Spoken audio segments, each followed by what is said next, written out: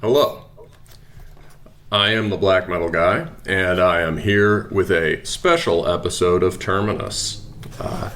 Recently, we reviewed the 8th full-length record by Winterfylleth, the Imperious Horizon, and after the review, I ended up having a pretty interesting conversation with frontman, founding member, main songwriter, Chris Naughton. And there was a lot of material there, so we figured, why not do an interview? And Chris has graciously agreed to come on the show. So how's it going, man? Thanks for being here. Hi, thanks for having me. I'm happy to be here. It'd be good to have a chat with you guys. Yeah. So we were talking the other day, right? And we figured kind of like, you know, interviews about Winterfylleth often focus a lot on the concept for the band, right? The sort of the Anglo-Saxon history, the various reference points. But what you said was a lot of the time they don't go into that much depth about the music. So today we're going to geek about bands, and especially Winterfylleth influences, and try to tie it back, obviously, to the new record and the other records where we can. So the big... This is something we talked about in the review, but right when Winterfylleth came about, there was very much an open question as to what English black metal even sounded like. And in the early 2000s, there were maybe a couple other bands trying to answer that question, like Forefather and Woden's Throne. But Winterfylleth was the really big one. And, you know, how do you make black metal that's not just from England, like Cradle of Filth, but really sounds English in the way that, say, the Norwegians or the Slavs or whatever do. So I asked Chris to draw up a list of like 5-ish bands or scenes that he found really quintessentially English and that had some influence on or some effect on Winterfylleth. They don't have to be black metal. So yeah, what's number one for you, Chris? I don't know if there's a number one. I certainly put a list of a few things together. Oh yeah, we don't have to rank them. What's a good place to start? The most straightforward. I guess it's an interesting one when you're sort of taking some of these things into account, because I guess they all have sort of different influences, or they kind of come about at different points of your life. But you know, when you get to say where we are now, I don't know, like 8 albums or so into being a band, you kind of like look back on them maybe and think, actually, you know, that was a really interesting kind of turning point for me, or something like that. Or, you know, when I found bands like that, I was really sort of inspired or interested by that. I guess if we kind of go back to the beginning, you know, I grew up in a place called Huddersfield, which is a sort of fairly big town, but a small town by some of the sort of UK standards. That's sort of halfway between Manchester and Leeds in the north of England. And I guess why I mentioned that is because the sort of fairly famous kind of doom scene from the UK, a lot of it sort of comes from around there. So you think about Peaceville Records and some of those sort of things that were happening around where we were from. So there was, you know, My Dying Bride, who were from like Halifax and Bradford, and Paradise Lost, who are from, you know, very similar places really. So you're like 3 or 4 miles from where I was growing up.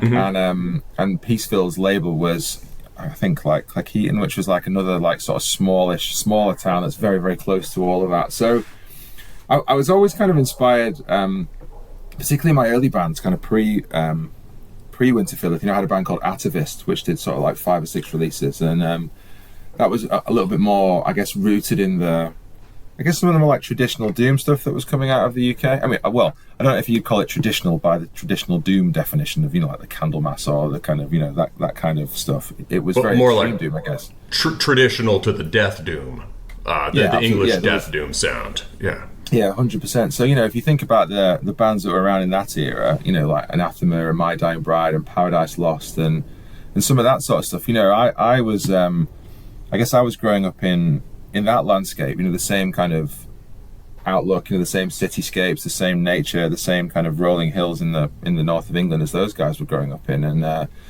Yeah, I always found, particularly in those early days, and I think particularly probably My Dying Bride, the most of those, but then in later years, definitely Anathema and Paradise Lost as well. Yes. So which My Dying Bride records are the big ones for you? I mean, I think like taking the discography as a whole, it's a difficult one, isn't it? Because it's a bit of an eras band, you know. I remember when I was kind of like at sort of high school and college, I think the first one that I probably heard with any meaning was like 34.788% complete. Oh wow. Yeah, so that was kind of like 1997, 98 when I was like, I guess maybe like 15 or 16 or however old you are when you go to college in the UK, maybe 16 or something like that. And so, you know, I think that wasn't probably the greatest album of theirs to start with, but I remember me and my friend Tom, you know, kind of like sat at college in the, you know, various areas and just kind of like listening to that on headphones and then being inspired to go back. So where I was growing up, this place, you know, there was this great record store called Badlands, which was in Huddersfield for many, many years. And it was one of those places where you could go and kind of find the weird punk stuff or the weird metal stuff or the weird, you know, extreme metal stuff. And I remember sort of going in there and kind of picking up some of the more classic stuff, I guess, you know, probably Turn Loose the Swans and such as that.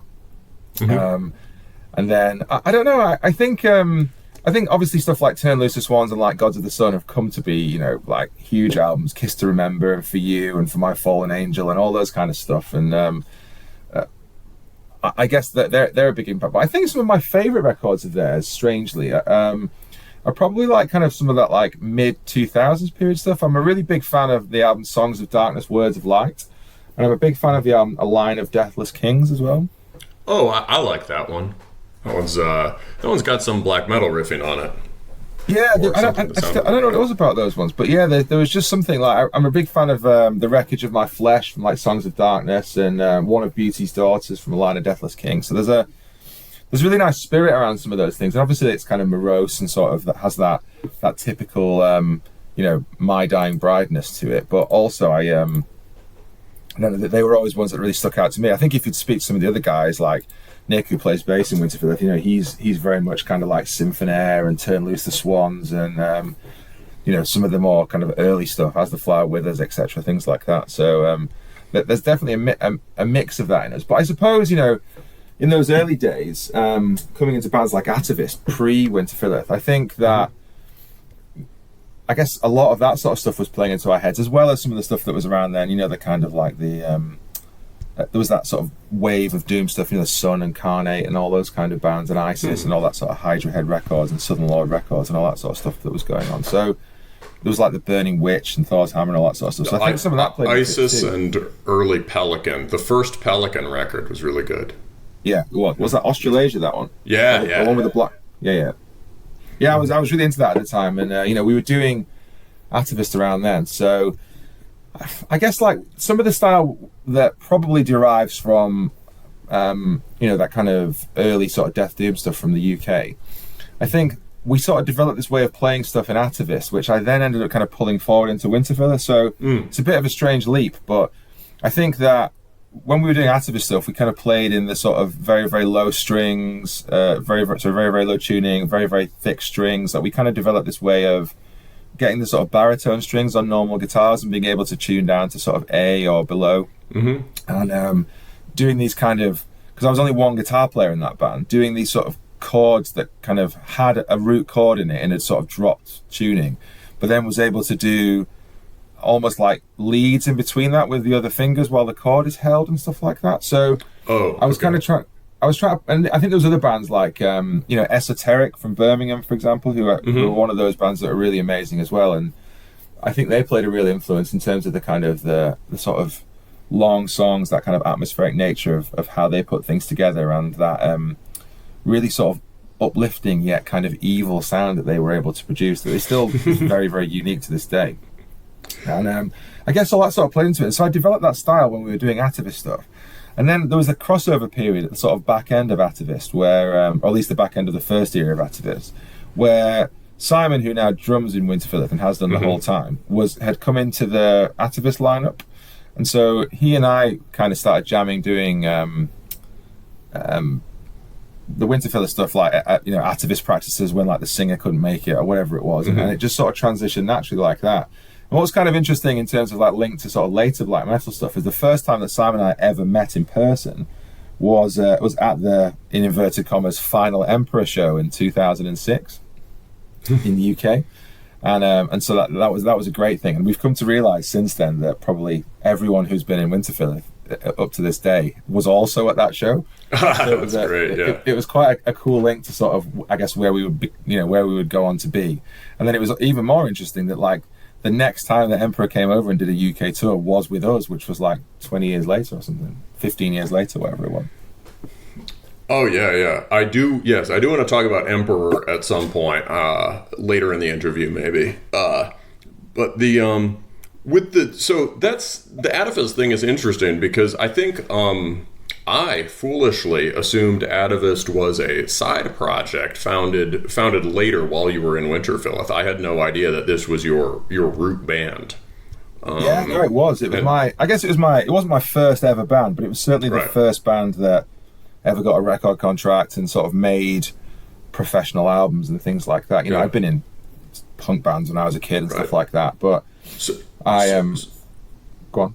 So, no, that's okay. I jumped in. So, yeah, you were in punk bands as a kid. So Huddersfield, where I grew up, was like a strangely kind of split between obviously that huge link to all the Peaceville and everything like that, but also there was a real kind of like a punk side of that, ska, and all the kind of like, I suppose, traditional punk, and then the later kind of more mainstream punk was really big in Huddersfield then for some reason. There's loads of shows as well going on. The Peaceville stuff to me has always seemed to come out of crust punk or stenchcore or whatever, but you're talking about more sort of melodic punk stuff, it sounds like. Absolutely, yeah. I mean, I'm sure there was some of that kind of more traditional, old school Sham 69 style of punk going on back then, but it wasn't what I wasn't what I was exposed to. There was kind of quite a lot of record stores around the area I lived in. There's Out of Step Records in Leeds, which is not too far away. Like I said, Badlands in Huddersfield, and there were others. And there was, as there I think was around a lot of places at the time. There was quite a big skate scene, and obviously that's when all the the Tony Hawk games and everything were around and all that sort of stuff. So I think a lot of the scene around our town, other than the kind of Death Doom stuff, was was strangely like the kind of more like melodic punk stuff that ended up in all the computer games and all that sort of stuff. Pennywise. Yeah, 100%. Like Consumed or like No Effects and all that kind of thing. The did you ever hear Leatherface? They're I think from either the Midlands or the North, right? Yeah, I know the name, but you can't listen to everything, can you? I suppose. Yeah, no. You might get a kick out of it now. It's like it's from the early '90s. It's like it's technically, I guess, emo or pop punk, but those guys' vocals sound like Lemmy. It's very tough emo, and like the guitars do cool, almost black metal-y stuff. Yeah, it's interesting because there definitely was that crossover of guys who sort of came at black metal, certainly in more recent years, I guess, from that kind of punk or hardcore background, wasn't there? And there's a few bands in the UK that sort of have a bit of that about them. Yeah, for sure. It was a weird example. I think they had this American emo sound, but they also clearly liked Venom.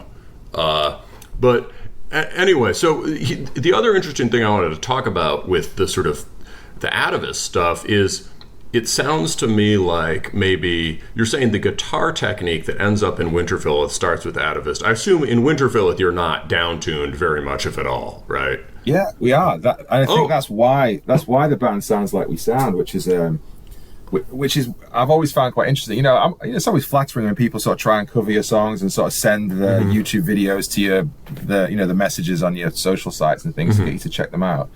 And I've looked at them a few times and things, and people kind of get the melodies out of there, but what they really miss is the fact that Winterfylleth is like a really low-tuned band, and actually like a lot of the resonance that comes from the bottom end of it not only is from the bass guitar and the keys in the last album, but also from the actual guitars themselves. And so the kind of playing style, it was strange because as I said, we were sort of doing the Atavist records, and we made our second record, which was called Ruined, and it was about sort of the ideas of I guess maybe some of that sort of urban decay, kind of like the individual in society, like a kind of cold, broken outlook it was very, very much based on that similar kind of, I guess like brutalist architecture and kind of, like dark industrial areas of some of the place that we lived. I mean, then there's very, very nice, beautiful, ornate buildings and all sorts of other things in those areas too. But there's that weird kind of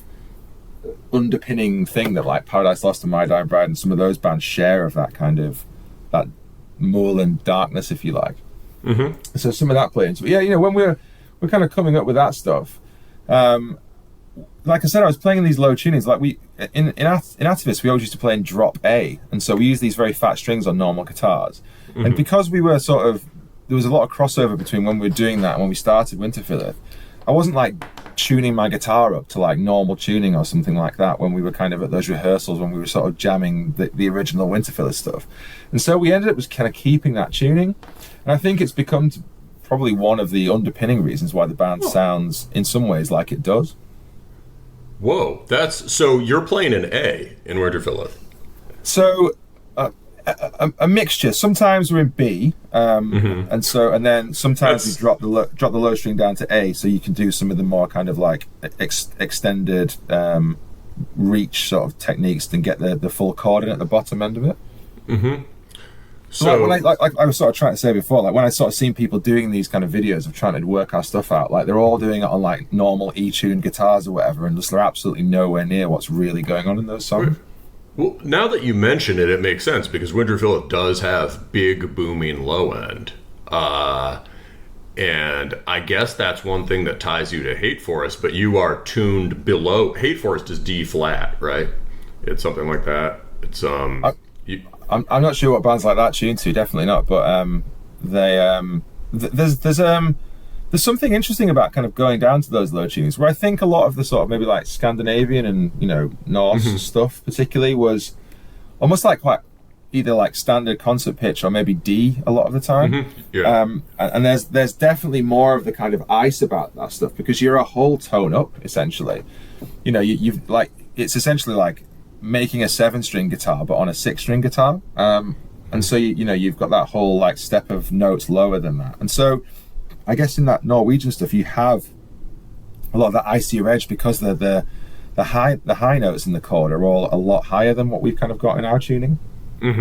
So it's definitely a really different kind of style contrast, and I just find it interesting when you sort of stop and think about it that the basis of that for me was probably more rooted in some of the kind of like the Death Doom stuff and how we pulled that through into the jams we were having at the beginning of the band, and then it's sort of sticking as just a way that I play the guitar and a way that we then went on to sort of base some of the songs as well. Very cool. Yeah. So some of the big. So yeah,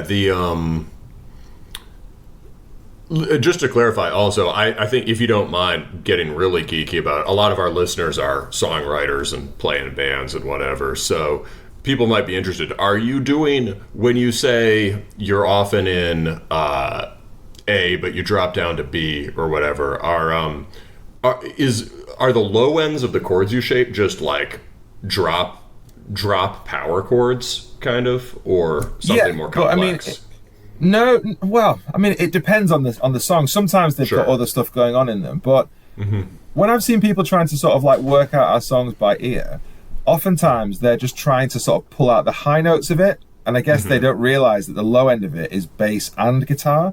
And with the stuff we do in Winterfylleth, there's always a kind of which is why we can do some of it live, is that there's always like the kind of low end chord or maybe like a droning note at the bottom of some of it, but then I'm playing kind of elements of sort of like lead parts in the rhythm part, and then Russ or the Dan previously and Mark before that doing stuff up the neck and doing these kind of like lead chords or like lead guitar lines and things like that. So you get this weird interconnectivity of it being kind of like rhythm and a half with half of lead and then like a lead layer on top of that, so you can have these things that like weave in and out of each other, and you can use some of the notes that are in the rhythm part to kind of create a contrast with some of the things that come through in the either these kind of like strummy lead chords that we do, or some of the individual kind of picked melodies that come through it as well. And I think that adds this strange sort of like depth and layering to the sound, which I think is something that we always have relied on to an extent. And I guess when I spoke to other people about this record and our other records, but obviously this one particularly, the newest one, there's loads of layering in it. And, you know, even if you've got, say, some of the more kind of traditional, fairly repetitive riffs that come on through certain sections of it, we've always tried to kind of like add new shapes on top of that, or kind of build layers up, or to sort of create some, you know, weaving movements that make it more interesting than just playing, you know, a set of chords below that in a kind of trancey way. Yeah, that's very, very interesting. That makes sense. Yeah, often your stuff does have this kind of cool push-pull where you'll get the more bassy, you know, the more low-end rhythm guitar part sort of doing a huge dive while the higher end remains sort of constant. And you can get like a lot of really cool divergences in harmony and texture from that. On the new record in particular, it seems like you've got some cool stagger rhythms. We talked about that. I talked about that in the review, but on like I think Dishonor Enthroned has it, and then the title track also has it, where you've got just some interesting offset rhythms. Were you on this record, like, were you working on sort of throwing some kinks in some of your more standard riffing styles? I mean, if you take a track like Dishonor Enthroned, I think that was it's quite an interesting one to put together, because if you don't get that one right on the beat, you know, because the lead part weaves around quite a, like you say, quite a choppy underlying chord sequence that's got quite a lot of movement in it. So like that one actually was, you know, particularly that part was one of the first things that I think we wrote with Russ, because he's been in the band for 4 years now, but this is the first record that he's been contributing material to, because it's the first one we've done since he joined. He joined just after we released the last one, The Reckoning Dawn, and so did all the touring with us for that and everything. And then, you know, this is the first time he's been sort of bringing in some of his ideas. So I know I've talked a lot on this kind of album campaign about the fact that he's a very different guitar player to myself, or Nick, the bass player, who's also a great guitarist and does a lot of the writing too. Okay. And so like the core of our writing partnership, I suppose, was always like me and Nick, and then, you know, the lead guitar player at the whichever era it's kind of been, have always contributed lots of material as well, but they've always been more of a foil to how me and Nick write. So like I think it's really interesting, like with a song like a track like Dishonor Enthroned, I think that first riff kind of came out of me and Russell one evening, you know, writing here, and it's one of those instances where I've sort of said, oh, you know, like, well, my head would go here if I was to sort of be left to my own devices writing this riff, and Russell would be like, oh, why is that? You know, my head would go over here with it. And I think when you're coming into your eighth album, you don't just perhaps want to always follow your kind of inner instincts on these things, because I guess that's when you get into the territory of maybe kind of doing things you may have done before, or kind of doing the obvious thing. And so I think it was nice for us on occasion on this record to sort of follow some of those paths where, like, say, Russ's head goes, or like, you know, Mark Deek's head goes, or something like that, that's down a different tonal pathway or a different kind of riff style than Nick or I would write. And I think Dishonor was the perfect example of that, where the underlying riff to that is really complicated, and it was a bit of a handful to like learn to play live. And then there's this kind of like weaving lead guitar line that sits over that's kind of like offset, like you say, that sort of doesn't land on the beat at the same point.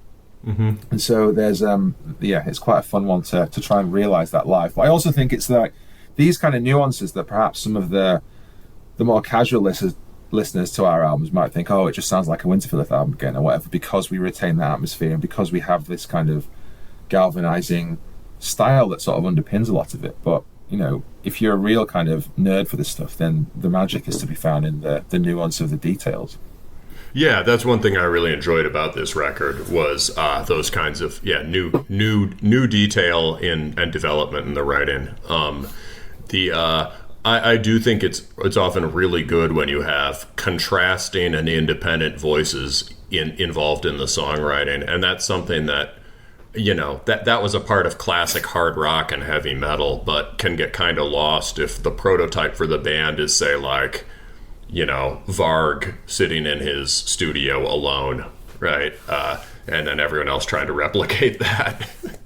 It's interesting because I reflect on certain bands, not to name anybody specifically, but like there's certain bands that I just think sometimes, it's kind of like there's one main guy that writes it for years and years and years. And I sometimes think they get to a point where it's like, you really need some new guys in your band here. I think bands like the Melvins have talked about this a lot over the years, haven't they? Where it's like, they do like 2 or 3 records with like in latter history, they had those guys, Jared and Cody and from Big Business kind of in their band playing drums, like 2 drummers on stage and like a bass player and a guitar player and stuff, and then like 2 or 3, 4 albums of that, and then they've got some other guys in. I just think it is an interesting thing to purposely kind of create an antagonist in your band that doesn't just let you do the same kind of black metal Iron Maiden riffs or whatever it might be that you sort of kind of fall into the habit of doing, and kind of pushes you into new territories. And I think that can be great for the health of a band, as long as like there's no ego involved in it, because it's sometimes you have to try and put that aside and not just be like, this is my vision. It's got to be everyone's vision, because everyone's a member. Yeah, that's how you get surprises, right? I mean, so branching from there, I guess on the topic of doom and doom influence, the last thing maybe I would want to cover would be, you mentioned Mark's role in the band, and that's something we talked about briefly in the review too. But Mark Deeks seems to have a prominent role here, and he also has an active funeral doom project, right? Ard? Yeah, I guess for those interested, it's kind of like a ye olde letter, if you like. So it's the pronunciation of it is kind of like art. Yeah. It's like almost like DTH, like ARDTH, like art kind of thing. Yeah. And he's a great writer, was Mark, with that sort of stuff particularly as well. And he's done some amazing things in Winterfylleth and brings some great ideas. But he's always, since doing this, we want to do something that he has kind of sole creative control over, and doesn't want the input from everybody else at points, and wants to kind of explore some of the choir arrangement stuff that he can do, or some of the more like piano led things he can do, because he's a great pianist, obviously. So like that kind of manifested in that project.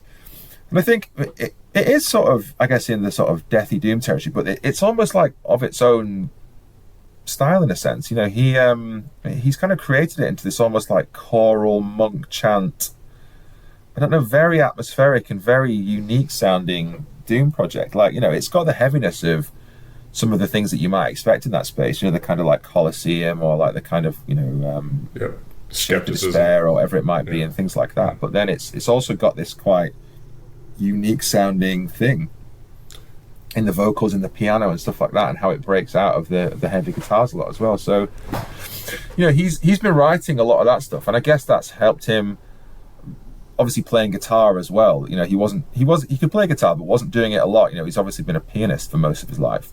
And I think that's just helped him to sort of feel confident in crafting and bringing ideas to the Winterfylleth writing that are of his own start point and things like that, and then bringing them to the mix. And I think on this album particularly, he's done that. Like, everyone was bringing ideas this time, which was great, because I think on previous albums, that has been the case, but Mark has always had until that point been until sort of the last album had been like taking what we've done and like making it even better, and like adding bits or suggesting how he might tweak certain things. Whereas I think like the track Yielding the March Law on the last album, for example, was like a sort of soul Mark creation almost, and I think that's really helped him to kind of come on as a sort of songwriter and bring stuff that's kind of Winterfylleth-y to the fold.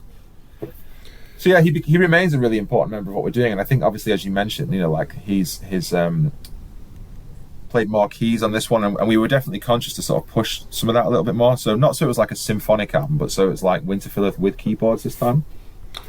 Right. It fleshes out the layering a lot, and they're good patches too, right? It's always hard to figure out what's the right synth patch that won't make it sound like spooky haunted house music. Yeah, and it's good high quality sort of orchestration. So the big sort of standout centerpiece track on this is kind of the Death Doom track in Silent Grace. Did you write that with Mark or on your own, or with I guess with everyone? What was the genesis of that? Yeah.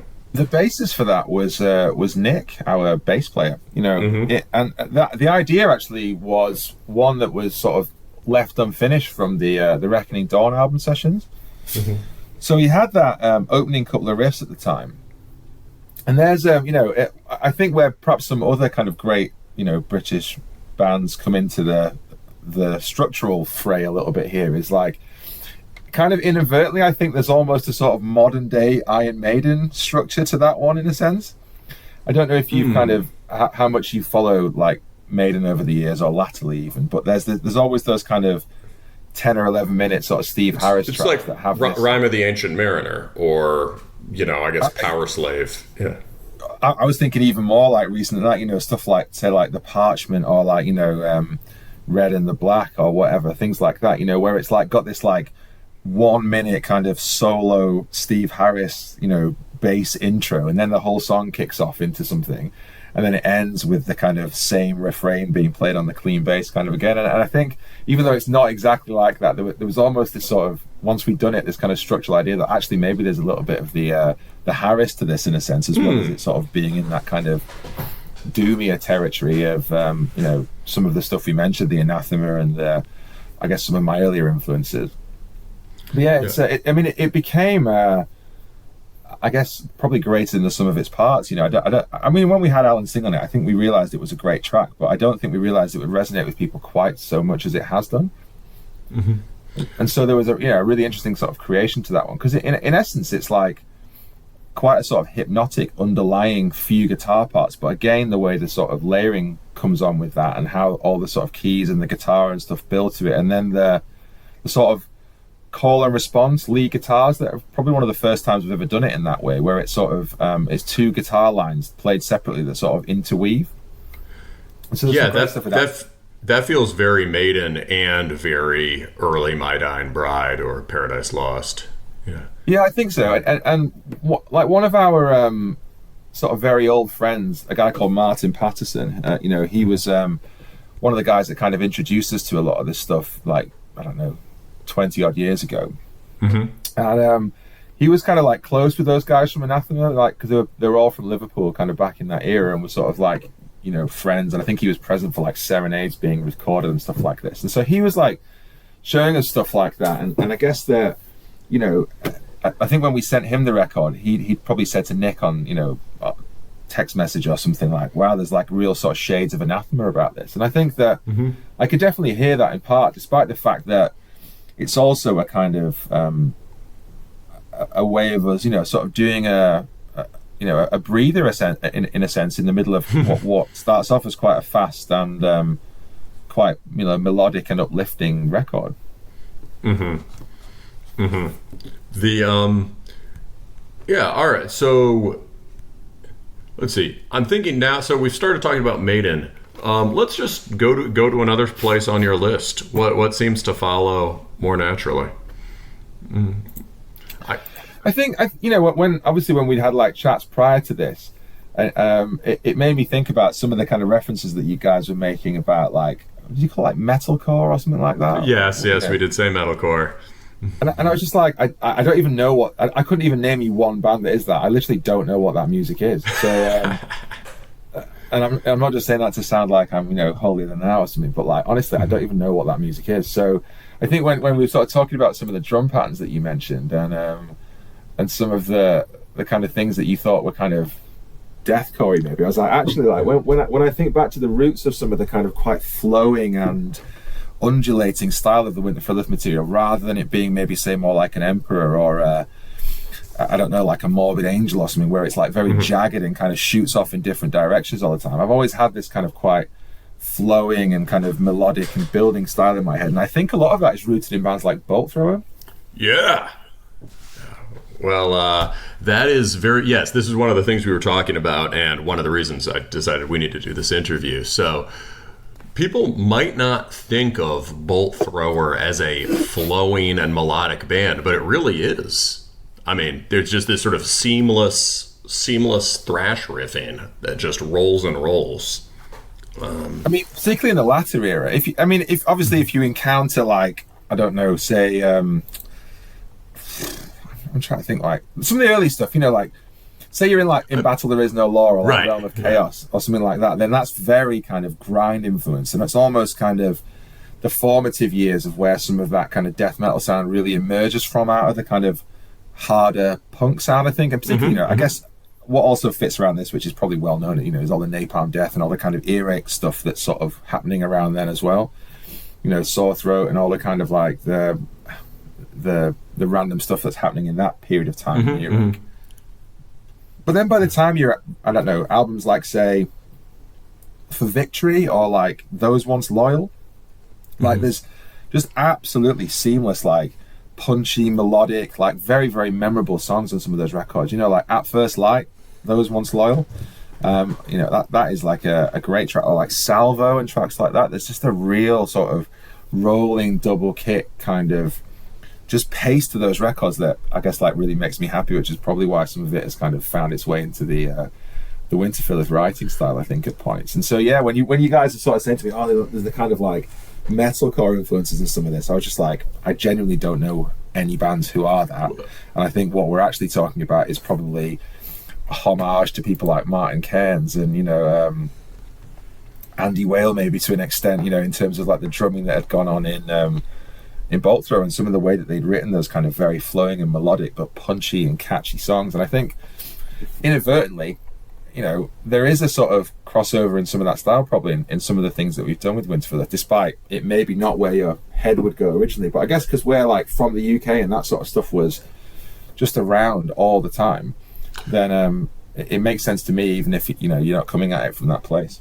Well, I'm certainly a bigger fan of Bolt Thrower than I am of metalcore, but the death metal guy and I grew up in the American suburbs, right? And so a formative thing when you're a teenager is listening to, like, I don't know, I mean, any number of bands, Thrice or Darkest Hour, or, these bands ranged from very poppy, Killswitch Engage. They ranged from very poppy and kind of like emo or commercial metal to stuff that was more like sort of budget at the gates. Okay. But there was the melodic metalcore stuff, basically. But it was all influenced by stuff from Europe, from Belgium and Germany, that was much harder. And that stuff was all influenced by Bolt Thrower. My buddy actually has I interviewed him recently. He's got a German metalcore sort of revival band he had one called Fourth Crusade. So just named after. Maybe I've seen that. Yeah, it's on there for Bolt Thrower. Maybe I've heard of that. Maybe I've seen that. Right. Yeah, I think it's one of those things that's probably floated by on some kind of like post online that I've seen. But all right, very good. Yeah, it's that pivotal like Fourth Crusade is right when they start to nail down that sort of more polished rolling melodic sound. And I think that's big for a lot of the metalcore bands. So it makes sense it would be big for you too. I guess a theme that's emerging here is that, like Winterfylleth is very textured, folky, often very sort of airy, sort of sky-oriented music, and yet a lot of its distinct characteristics come from very earthy, gritty, sort of Northern English music. It's like Bolt Thrower. I think so. I guess like to add into the Bolt Thrower kind of part. Keep going. I think we could talk about Bolt Thrower for an hour. Yeah, I mean, I'd like to be honest. It's strange when I speak to friends from all over the world. Like I have a friend Ryan who he was in some like death metal bands in Australia, and he sort of lives over there, and he wrote this like zine called Intermissive for a while. I don't know if you guys ever got hold of that. Cult Never Dies. There's some nice like versions of it. But I talked to him about stuff at times, and he'll go on about the fact that like, I'm just Bolt Thrower not that kind of like interesting to me and all this sort of stuff. I'm just like, I don't get what people don't get about Bolt Thrower sometimes. It kind of annoys me to a point. I'm just like, they're one of like the greatest, I think of it as the only band we can all agree on. Like, yeah, it's strange, isn't it? What red-blooded man doesn't like Bolt Thrower? It's like, it's I mean, true. is he just like a super black metal guy to the point where he wants everything to be, you know, thin? No, he likes a lot of the kind of like techier, like really kind of like the Berserker and all that sort of stuff. That end of death metal where it's like the not solely that, but like a lot of that kind of stuff. And I'm just like, to me, there's just so much like machine gun, relentless drumming and things like that in it that I just sometimes just like, what am I latching onto here? Like, I can sing you like At First Light by Bolt Thrower right now. I can sing you Salva by Bolt Thrower, or like, you know, War and Remembrance or something. Like, I can put those records on like 30 times and be like, none of this is going in. You know, like I love how extreme bands like Portal are, say for example, but you're not putting that on and going, oh yeah, you know, check out the chord sequence on this. Let me just hum it back to you. It's like absolutely wild.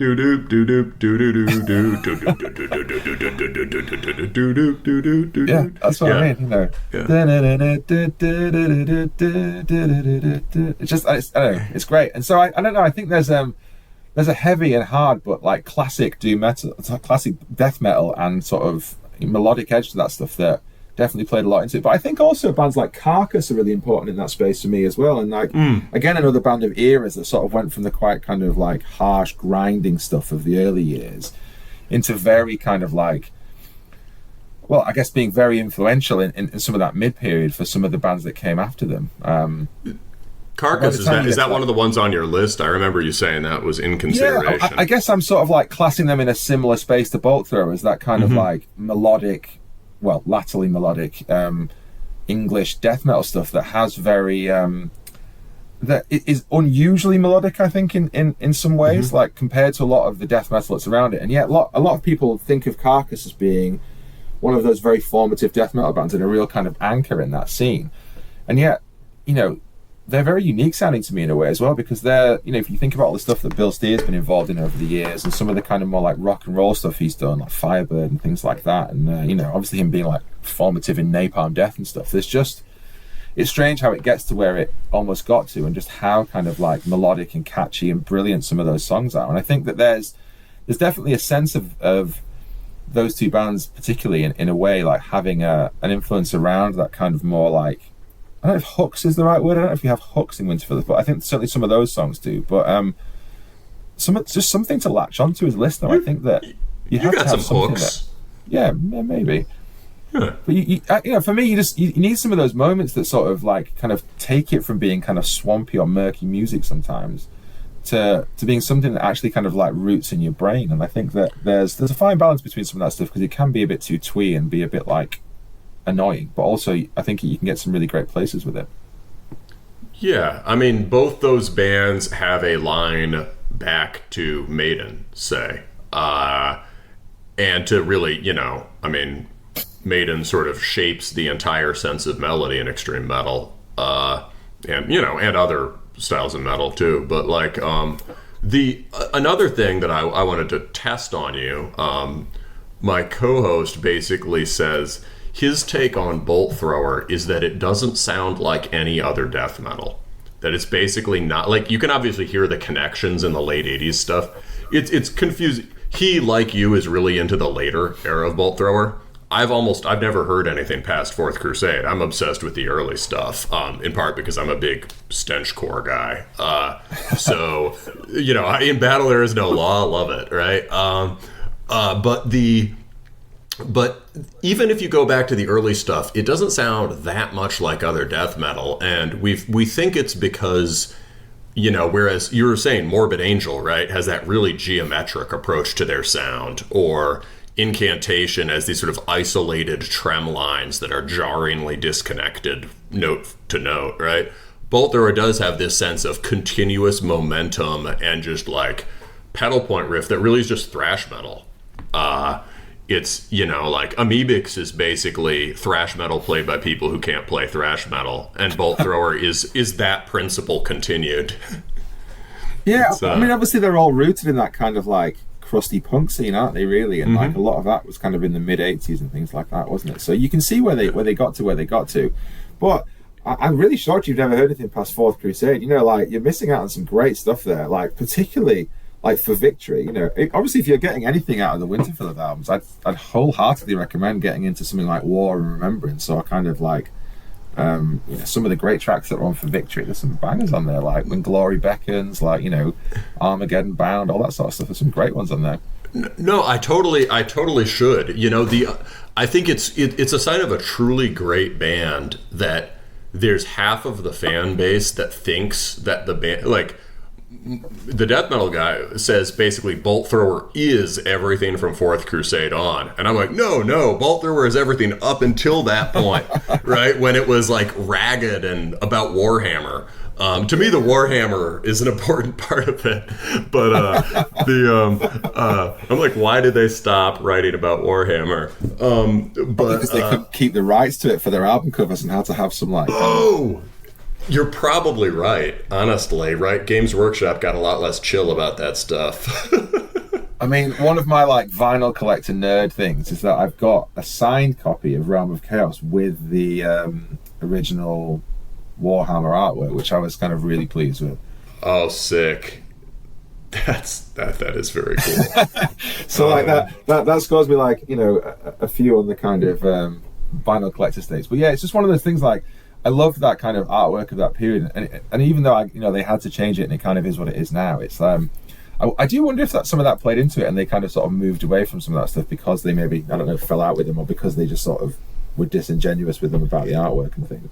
It would make sense, kind of. It'd be like the sort of the Warhammer goes with the sort of metal punk stuff, right? It's this sort of kind of grotesque, exaggerated, grim medieval future medieval universe, and if you sort of drop that Warhammer imagery out of the equation, it kind of frees you up to do other stuff. It's like, well, what do we like? Well, I guess we like war. So yeah. Let's do some albums about war. I do wonder how much that early kind of Warhammer artwork sort of played into where just kind of death metal artwork has gone in general, because like. Mm-hmm. Outside of that, obviously, maybe with the exception of certain bands, like I think of albums like Disincarnate or whatever. Mm-hmm. Their album art was very much of the kind of some of the artists that like My Dying Bride used, wasn't it? I forget the guy's mm-hmm. name. Oh yeah, that's a sick cover.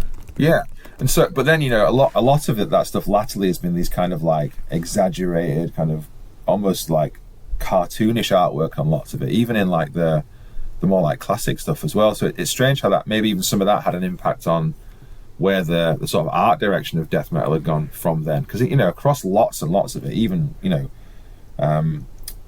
kind of far-reaching like slam and all that sort of stuff at one end of it, and the kind of gore stuff at the other end of it, it's still all very kind of graphic imagery, isn't it? And it's not photographs often, and it's not kind of some of the more like real world stuff. It all tends to be kind of fantastical, kind of cartoonish stuff. Yeah, that's a fair point. I almost feel like a lot of it just loses the feel of the early Warhammer stuff. Like, I would almost say that the Disincarnate cover feels more Warhammer to me than, say, your average 90s death metal record with a picture of, like, a guy, decapitating a hooker on it or whatever. Even though I think you're right that, like, the focus on sort of like, okay, we got to have cartoonish, hyper-violent, focused on like dudes doing stuff. That might have a lot to do with those covers. You're right, I think. Yeah, I wonder about that. Yeah, it's an interesting one, definitely. But yeah, I mean, obviously the death metal guy's not here, but I love albums like Disincarnate and like the Demigod album and stuff like that. I think there's some real like hidden gems out there that have only kind of come to surface for me in the past sort of like 5 or 10 years that were very much hidden away. And like you wonder now why albums like that weren't like huge at the top of the tree of all this sort of stuff, when they're as good as some of those early kind of formative like Morbid Angel or Bolt Thrower albums or whatever, in a sense. And there's so much kind of intrigue and interest in them even now, despite the fact they were probably recorded in like the 1992 or 1993 or something. Mm-hmm. Dude, the Demigod cover is super Warhammer, and Demigod is awesome. That sounds a lot like Bolt Thrower, really. And it also sounds like black metal. Demigod. It's like... What makes me laugh about that record is that I didn't have that on vinyl for a long time. And then like Svart Records got it recently. I don't know if you saw that, and did these really nice versions of it. And I guess like when I first picked that up and saw the cover on the back of it, and I was like, how is this like fetus of a boy doing those extreme vocals? Because it sort of says what's kind of going on, what everyone's role is. And I forget the guy's name off the top of my head.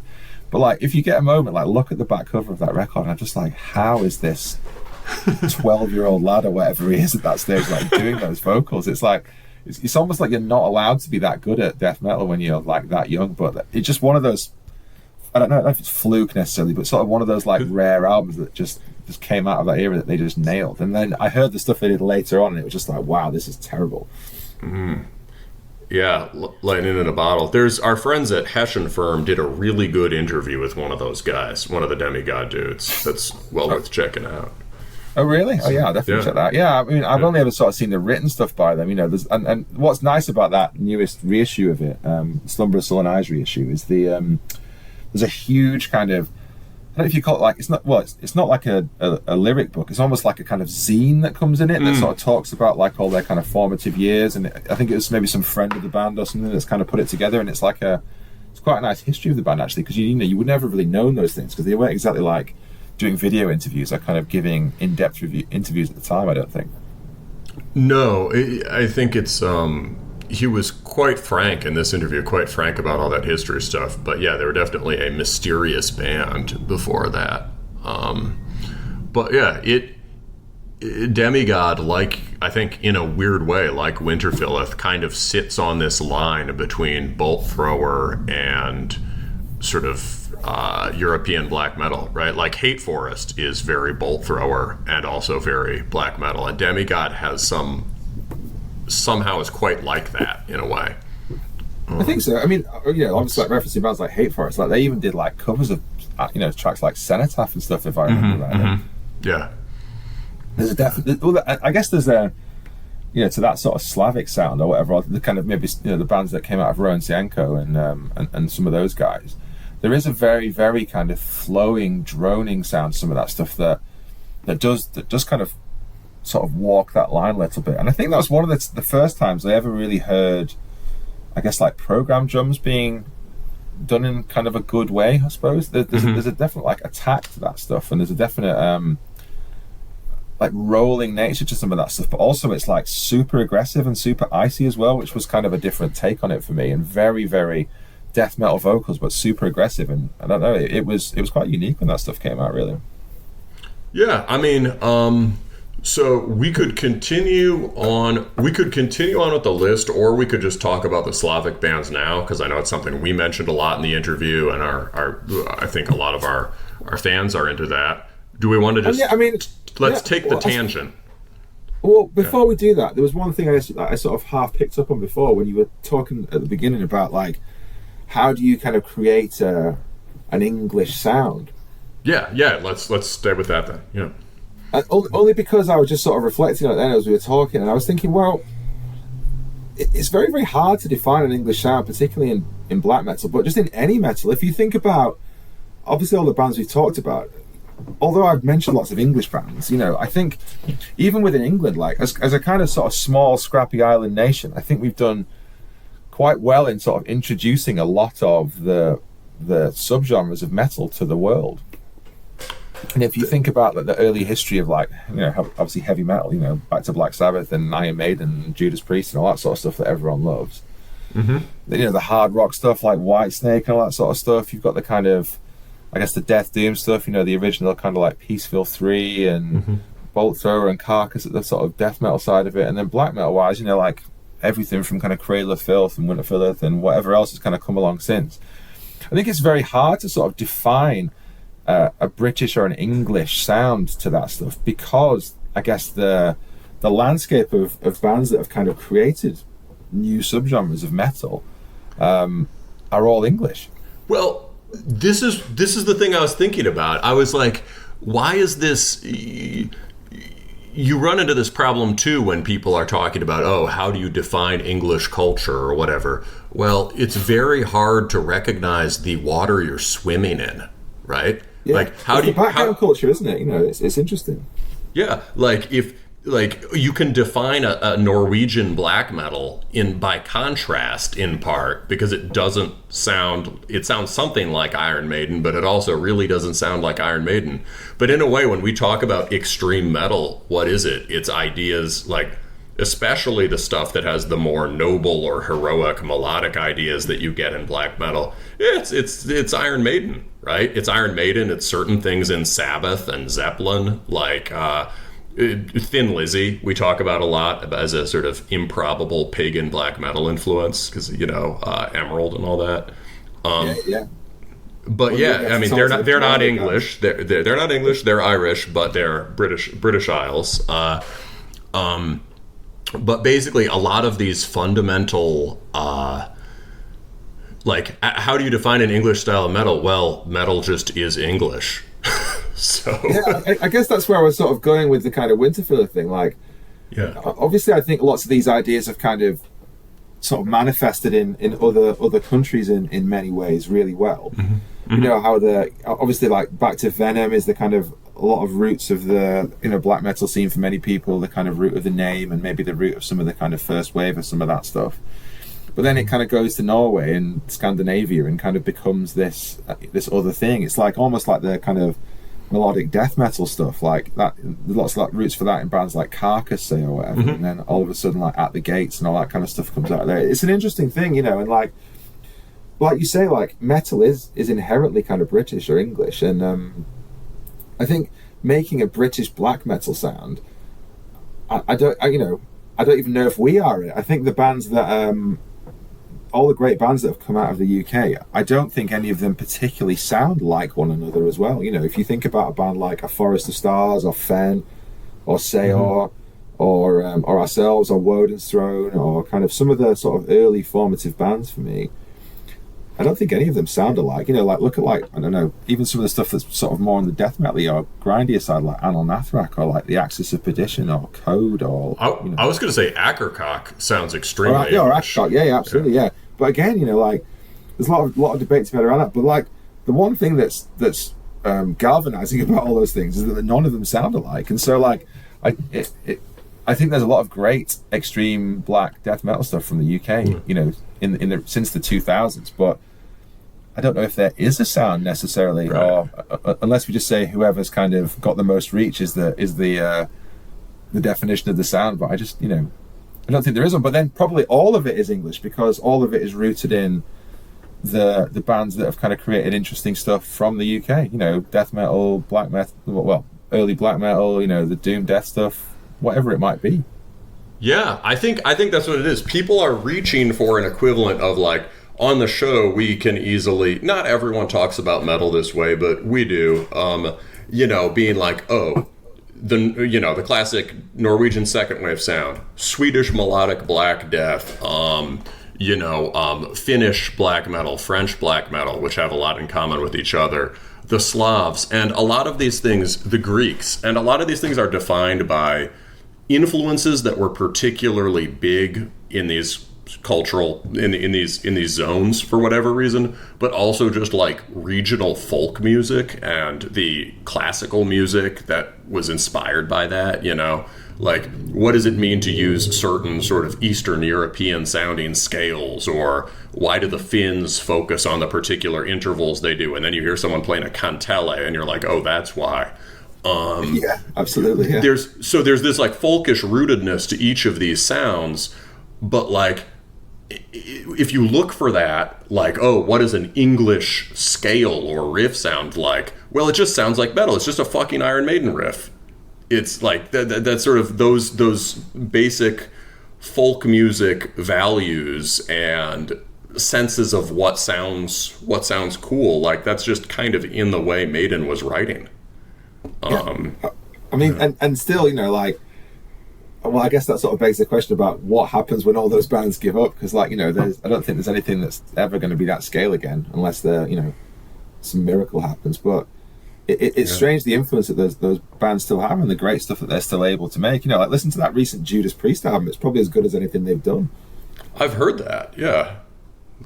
Or like the recent Iron Maiden albums. Like, I know a lot of people perhaps don't love it as much since they got a little bit older and slowed down, but there's some amazing stuff on those like recent 4 or 5 albums. Well, even since the kind of Bruce Dickinson Reformation era, there's not a lot of dead wood in that era for me. I think so I'm not like, I insist on their importance, but I'm like basically a Maiden noob compared to a lot of people, because I originally got into this music from hardcore, so it took years until Maiden made sense to me. So I really, I like Peace of Mind. I don't know, I like Power Slave, but like people on, even some of our fans, or we don't have fans, we have people who listen to us, but on our Discord, the like people have posted really good Maiden songs from the 90s, like the Maiden doing speed metal and shit, and I just would have had no idea. There's some interesting stuff in there, like particularly in that kind of Brave New World period onwards. Like, I mean, I've got like a little bit of soft spot for tracks like The Klansman and albums like Virtual 11 stuff, when they were really in the wilderness years with like Prince Billy singing and things like that. But like Needle dropped some stuff on the recent record. There's some great songs on there, like I don't know, The Parchment, or even like Stratego and some of the kind of like singles that they were putting out. There's some great stuff on there still, and it's like they're still kind of managing to make these like amazing kind of 10-11 minute kind of progressive Iron Maiden epics and stuff like that, and they're all probably pushing 70 now. Yeah, that's pretty cool for sure. So from there, let's just, you got a couple other bands for us on the list. Yeah. Let's run through them. So obviously we've talked about the Death Doom stuff. We've talked about the death metal stuff. Right. We've done Peaceville. We've done Bolt Thrower / Carcass.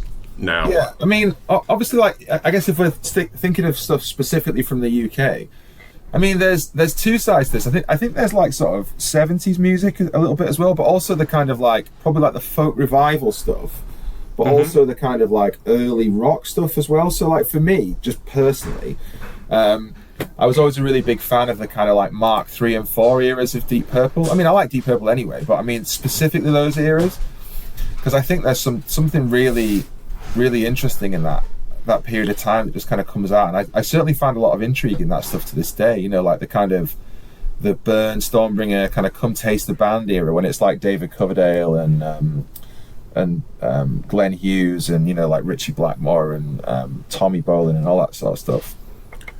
So amazing stuff there.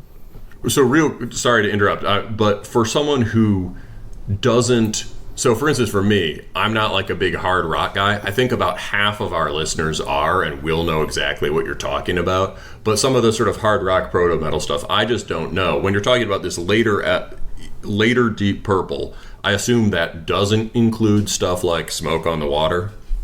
No, it's really strange. If you look at the early history of bands like Deep Purple, for example, they're like Shades of Deep Purple's coming out in like 1968, things like that, and they're doing like 1 or 2 albums a year. So by the time you get to the era that I'm talking about, Burn, Stormbringer, Come Taste the Band, which is almost kind of like proto Whitesnake kind of, like that's where David Coverdale was kind of cutting his teeth and becoming a great vocalist. It's that there's a touch of the kind of like folkishness and like funk and stuff like that to some of that material, but also it's like really kind of hard rock, and I think it's really like melodic and memorable rock as well. And like you can listen to albums like Stormbringer or Burn, and like so many bands have covered the title tracks of those. Even I think on that last Grand Magus, or maybe Last But One Grand Magus album, there's a cover of the track Stormbringer, for example.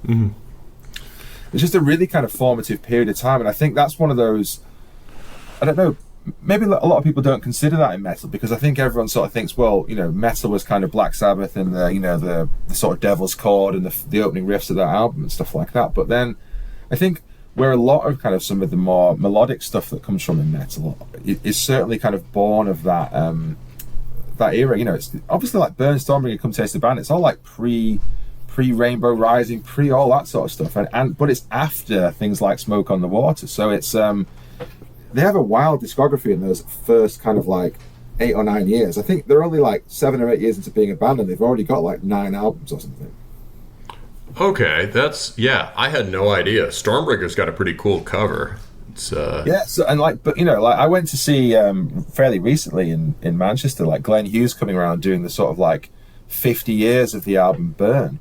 And, you know, if you're not into hard rock and stuff like that, you know, obviously then it's maybe not a great thread for talking about here, but certainly I think there's some level of influence that kind of comes from that stuff, because there's really kind of songs that just flow really great into one another, and like amazing kind of riff structures and patterns, but like memorable chord sequences and memorable riffs that kind of really, I don't know, just speak to that need for songs to kind of have something about them, have a memorable moment, have a hook or something like that. Because okay, what's a cool moment from one of these? What's a really cool moment from a Deep Purple song that is not Smoke on the Water? So the very, very opening riff of the track Burn is like one of the kind of like defining riffs of that era for me. It's just straight out of the gate, like the immediate, there's no intro or anything, it's just like bang straight into it. And I think there's a real kind of, you know, if you've only heard Smoke on the Water and think that kind of defines what Deep Purple sounds like, then wow, you'd be in for a shock and realize there's loads of other great stuff in that discography. Is this stuff that you were listening to growing up, like from your dad and whatever, right? That's how a lot of people find out. Yeah, I mean, I think my formative stuff really was kind of like my mum, actually. My dad was a kind of like, he liked really old sort of like, really old kind of like blues and like black singers and stuff, you know, like kind of Paul Robeson and kind of like some of the kind of American stuff, you know, like Mamas and Papas and stuff like that. He was definitely not a kind of rock and roll guy.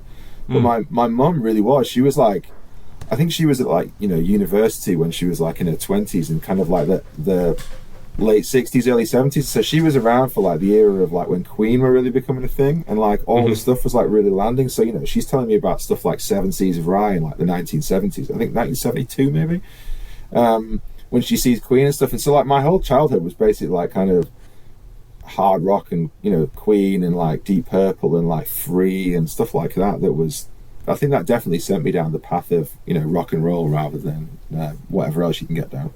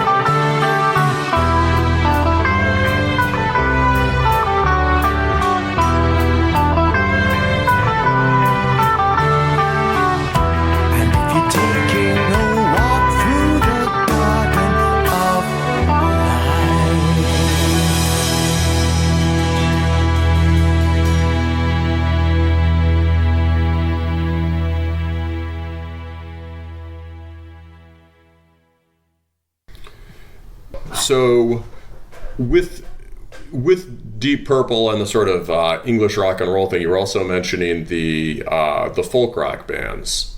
Yeah. So I think there's a really interesting sort of crossover and stuff there. So you've got bands like Deep Purple in the kind of early 1970s doing, like those kind of, well, they call it like Mark III and Mark IV era stuff, because that was when like, some of the early guys had kind of left a bit, and that's when like, some of the other guys came in. But then around sort of similar times, maybe a few years kind of plus or minus, you've got some of the stuff which I think was quite an inspiration for when we were thinking about maybe like lyrical topics or kind of approach for like the acoustic album that we made in 2018. So I'm a really big fan of the band Fairport Convention and kind of some of the stuff that spins off from that. I mean, there's tons of great ones, but particularly albums like Legion Leaf or Full House or kind of like Unhalf Bricking, stuff like that. And then obviously bands like Steel Eye Span as well, who are from around then. And I think there's some really amazing stuff in there, despite the fact that people probably only know them for kind of like All Around My Hat or like Gaudete and things like that. But there's a huge sort of influence of bands like that and that kind of whole folk rock revival. And certainly the idea of linking some of those kind of folk tales and fables and limericks and all those kind of things that they've used as lyrical matter into, I guess, sort of some element of rock and folk, and I mean, I don't know like enough about it at a macro level to say this for definite, but I feel like it's a very kind of English thing, and there's definitely some intrigue in that undoubtedly has kind of made its way into some of the sort of stylings, particularly of like the acoustic stuff. But obviously we've had this vein of there being these kind of acoustic melodic interludes in the albums that sort of speak to a little bit more of that kind of underlying folklore and folk culture that sort of you would associate with perhaps like kind of rural England and that folkishness that only really exists in stuff like Fairport and Steel Eye and the kind of and their ilk. Yeah, they took old ballads, ballads that were recorded in the 19th century but had much older roots, and reworked them. I mean, Matty Groves is extremely black metal. 100%. And I think, for like people who kind of like, I guess the maybe folkier end of black metal, I would wholeheartedly suggest to go out and buy what I think is their fourth album, which is called Legion Leaf. And like, that's the era when it's got Sandy. What's that, sorry? It's their third, but I only know this because I'm looking at the Discogs page. It's the only record by them I know. Oh, really? Yeah. I thought it was their fourth album. Hang on, let me just check. I'm sure it's not their third. Oh, wait. No, they've got Fairport Convention, What We Did in Our Holidays, Unhalf Bricking, and then So I don't know if one of those is considered like something else. But anyway, I think it's their fourth one. But like, get hold of that one definitely, because that, like you said, the track Matty Groves is like such an unbelievable kind of like lyric. Really, it's about this kind of I guess this like maybe like local lad who works in the fields or something like that, who's kind of when the kind of I don't know what you call them, like the master or the kind of like the lord or something that the Lord, is out working in the fields. He's kind of like having an affair with his wife, and it's about how they kind of, the husband comes home and finds it because someone sort of like snitches on him, and how they have this like sword fight to the death, and then like they talk about like burying. They kill his wife as well, and they talk about like burying her in a proper grave because she was of noble kin, but kind of this sort of like rage and retribution kind of thing that's sort of in this quite sweet sounding folk metal song, and it's folk rock song. And it's just really interesting. There is a lot of kind of like, I don't know, like evil undertones to some of these things, and quite sort of like dark material that sort of is the lyrical underpinning of these things. It's like a Norse saga or a Greek tragedy. The thing that always my hot take on Matty Groves is that basically like there's this sort of 60s folky hippie way of interpreting the song where it's basically like, the voice of the everyman against, Matty gets his own against the cruel system and, dies for it, but still sort of shows the Lord what for. But I think that's part of it.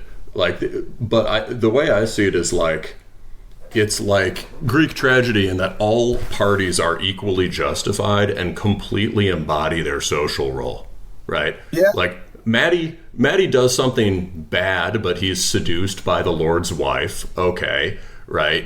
What he is like a virile man of the earth. He seems kind of like a John Barleycorn figure, almost like a fertility god, right? And he sleeps. He ends up sleeping with the Lord's wife. He transgresses. The Lord comes back, and instead of just being like, guard, seize him, right? The Lord duels a commoner, and when Matty says, I can't fight you, I don't have a sword, the Lord gives him the superior sword, right? And then kills him. So I feel like there's a kind of you can, there's something in it for the commoner and the Lord, and there's it's a tragic collision of different imperatives, right? Like the fertility impulse, the warrior's honor impulse, but you get just a whole world there. Yeah. That's a really great take on it. I wonder in some ways though if it also kind of represents like some of the stuff we kind of aim for with the band, which is this idea of their kind of like, the system is kind of stacked against you, and like the most powerful person at the top would always tend to have their way no matter how much you've kind of tried to undermine them, and how Matty's almost this kind of like scrappy everyman who's kind of trying his best to sort of like work his way around the system, but the system still catches up with him in the end, and like you're not going to beat the system in that way, that you need some other way of doing it.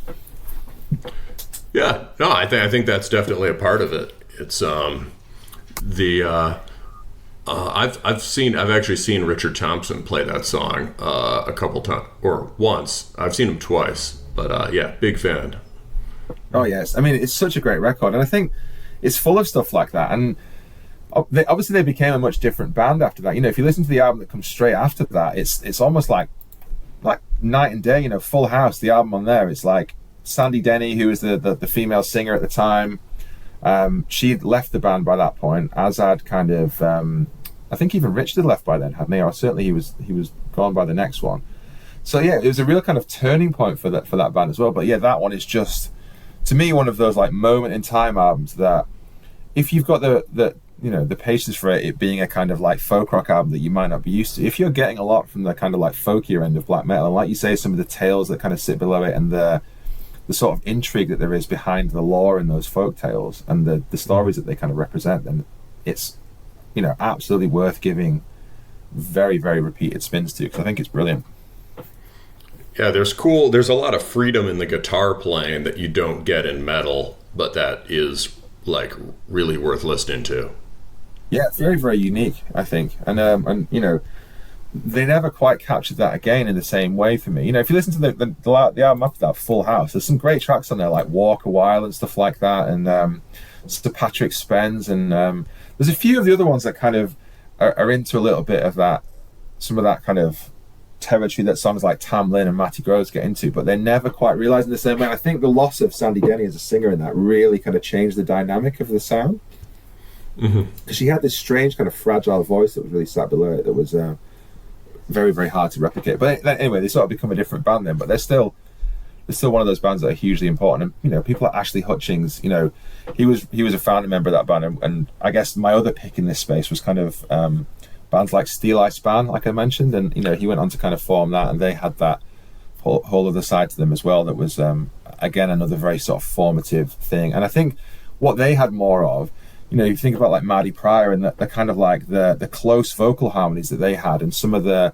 ways that they could kind of interpret that music in like, I guess, a cappella and clean ways, as well as the sort of instrumentation. I think there's huge influence, maybe not exactly the singing style, but certainly in the way of like doing that. And I know, we've used a lot of the kind of like choral vocals and like big sort of, I guess, like monk chanty type sections in the Winterfylleth songs to kind of add this keyboardy atmosphere when we weren't keen on having keys in the band. So like some of the stuff, right, when you started to incorporate more of this acoustic stuff, people might think if you live your life entirely on the internet listening to weird extreme music, you might think like, oh, Winterfylleth does a folk album. Well, are they doing like Death in June, Current 93? But no, a lot of it's actually coming from this kind of like, dark pastoral English folk from the 60s and 70s. Yeah, I think so. And I guess we were we were not trying to like capture that specifically, but I think the spirit of some of that stuff, the way that they use that folklore in the songs, and you know, whenever I've used those sort of writings and things like that in the past for lyrics, you know, I've always sort of like, I guess, drenched them a bit in metaphor and sort of tried to kind of like flip the meanings around a little bit to be a bit more relevant to some of the kind of the stuff I sort of think about in society today, or kind of how like the modern world relates to the ancient world. Wherein on the sort of folk album, The Howling of Erdem, like, I used that in a much more kind of direct way and just told the sort of some of those folk tales and kind of showed how there's some interesting other bits of, you know, like the kind of British or ancient English history, like in the kind of pastoral poetry that was kind of the period, and some of the sort of, even the kind of like cheeky sort of banterous way that like some of the writers of the period kind of had like call and response poems to each other that was sort of like the antithesis of one another and stuff like that. Some really interesting little like quirks in that period of time that I find very interesting, and stuff like Steel Eye was really formative in using stuff like that in that way. Right, the whole idea that instead of just sitting down with your notebook and expressing your feelings for a lyric, you could like work with source material. You could like, yeah, I think so. Yeah. I mean, I'm not like ripping stuff off like wholesale or anything like that, but there's this sort of the sense of like how in like some of the pastoral poetry, obviously a lot of it is kind of wrapped a little bit in kind of anthropomorphizing things. So like, you know, how like the wolf or whatever in there is the kind of like the evil power structure, and like the sheep is the kind of everyman, and those very kind of like common themes that we know of, sort of like, you know, wolf in sheep's clothing and all that sort of stuff, and lords and ladies and kind of, you know, like that, the average person, everything. So by the pastoral poetry, do you mean, I'm struggling to remember here, do you mean like Thomas Cowper or someone? Or well, people like, I don't know, like Percy Shelley or like Alexander Brome or like I'm just trying to think, like, you know, Edmund Spenser, people like that. You know, there's the stuff that we've used in the, like on the recent album that draws on some of those things, but there was some really interesting stuff we used on the acoustic album. There's two tracks on there. The first one, which is called The Shepherd, and then one kind of later order of it called The Nymph. And there's a really interesting kind of pair of poems. One's by Christopher Marlowe and one's by Walter Raleigh.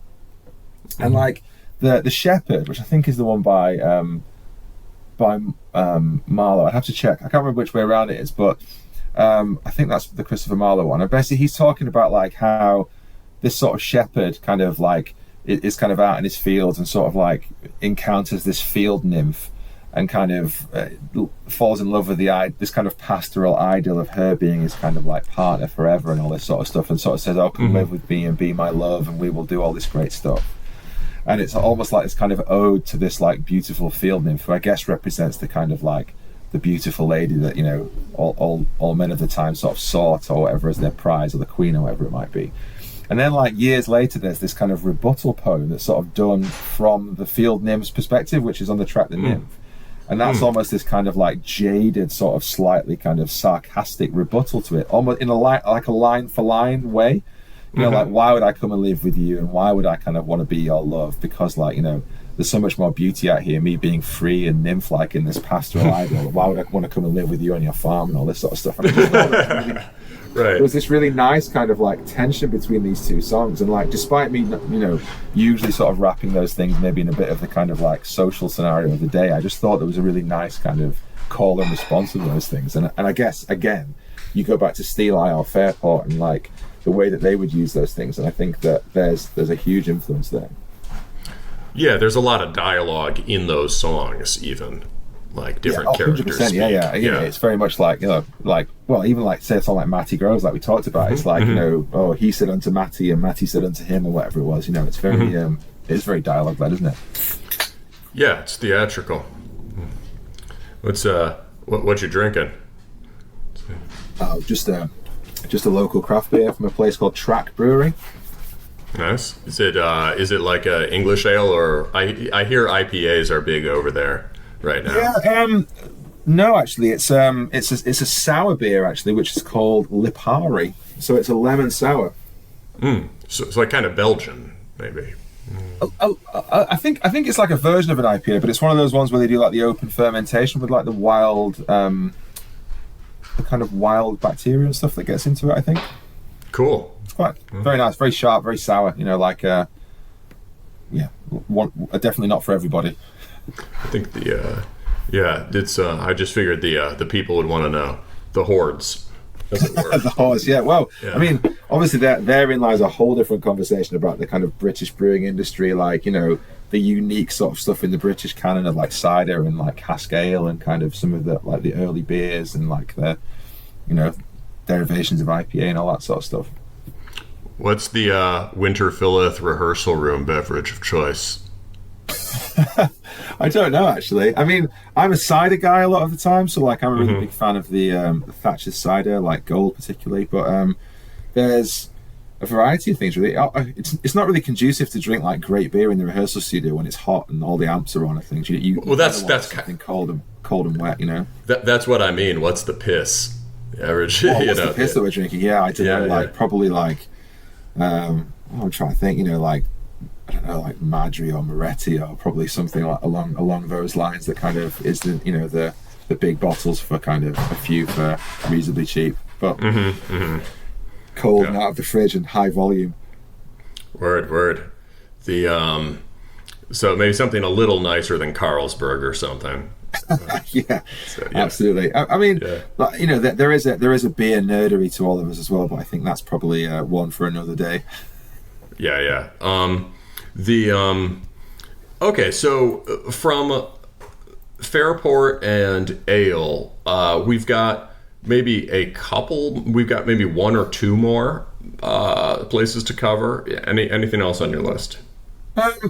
In terms of obviously, you know, it would be remiss of me, I suppose, to not, in terms of influences for our band, you know, it would be remiss not to speak about like several bands, I suppose. I guess the more sort of, pagan-y sounding stuff. I don't really know what to call that stuff. Like, I think Primordial, who are one of those bands, I think are a really important band in the sort of history of black metal. And I guess they always get tagged as being like pagan or folk metal, but I'm not exactly sure really what that means at a macro level, because also you sort of see stuff like, you get all sorts of stuff under that pagan or folk metal bucket that I'm just like, I don't know really what you mean when you say that. But like, you know, there is a kind of like folkishness to them, I think, and they definitely have rooted a lot of stuff in the kind of the Irish folk history and some of those tales that they tell.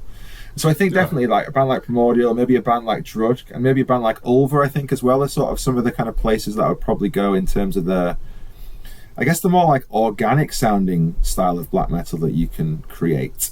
You know, if you think of an album like Bergtat, or you think of like Forgotten Legends or Autumn Aurora by Drudkh, or you think of like The Gathering Wilderness, or like I don't know, like Spirit the Earth Aflame, or one of those kind of like latter-day Primordial albums. They're all kind of under the black metal banner, but then there's a way more sort of like earthy and organic, and you know, it's more of the landscape and less of the kind of the graveyard, isn't it, in a sense? I don't know a better way of putting it. Like, you know, it's very kind of outward looking, but also kind of has an organic feel to it. Whereas I think a lot of the other stuff that was, you know, influential at the time, the Norse stuff, is a very kind of, you know, well, everyone knows the history, the satanic, nihilistic, you know, anti-religious, you know, all those things that it was, a bit contentious at points for some of those bands. And I think that I always found quite a lot of interest and intrigue, particularly in the early days of me kind of getting into black metal, in stuff more like Drudkh and Ulver and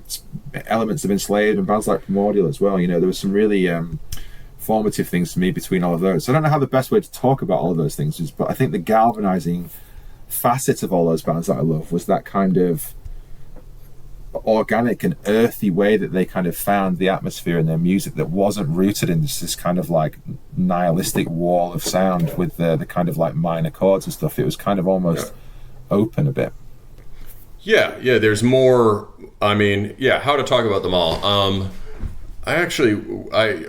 Last year I had Alan from Primordial on the show to talk a bit about, you know, the early days of the band. We were talking about Vermin of Serpent too, but a bit about the early days of the band. But yeah, that it really seems like that particular style developed simultaneously through them in Ireland and then in Eastern Europe at the same time with like basic Graveland and whatnot, where there's more, you're doing less like just closed 4/4 barreling power chords and creepy arpeggios, and you're more sort of strumming complex chords with melodies built into them, you know. And there's this, Well, the triple time thing is really big for all of them, right? Whether you're, dang, dang, dang, dang, dang, dang, dang, dang, yeah, absolutely. There's definitely that kind of like folkish 6/8 rhythm to a lot of them, particularly like the Primordial stuff. But when you get to know those guys, obviously like Alan's the kind of main figure of that band that everyone knows, but obviously we've done shows with them over the years and gotten to know like Kieran and Simon and Paul and some of the other guys, and it's like when you see that people like Simon are really, really like huge history nerds for the Irish history, and I think he even like maybe does like work to some extent in that kind of space of cool, like archiving sort of folk stuff, and this is Simon the drummer, and so how he would like kind of is a bit of I guess an archivist and a scholar of that stuff, and he's very kind of close to it all, and you can see how it sort of seeps into the kind of the baron playing, and then like how that kind of transfers over to the drums, and it brings that kind of supremely kind of primordial sound to things. Yeah. So speaking of that, that interest in the archive, which obviously you have in your lyrics too. I mean, Roman Senko, right, with his lore, sort of 19th century Ukrainian nationalist poetry as his wellspring, is another guy who does that. Let's just talk about Drudkh and Hate Forest, because it's a band. Those are the bands that we on the show have always connected to Winterfylleth, and they're bands that are pretty central to the history of 2000s black metal in general, right? They're some of the most important, and you were one of the earliest bands outside Eastern Europe to be drawing directly on that in a big way, and sort of extend that legacy. So you were there for the beginning, right? Getting into this stuff in the early 2000s.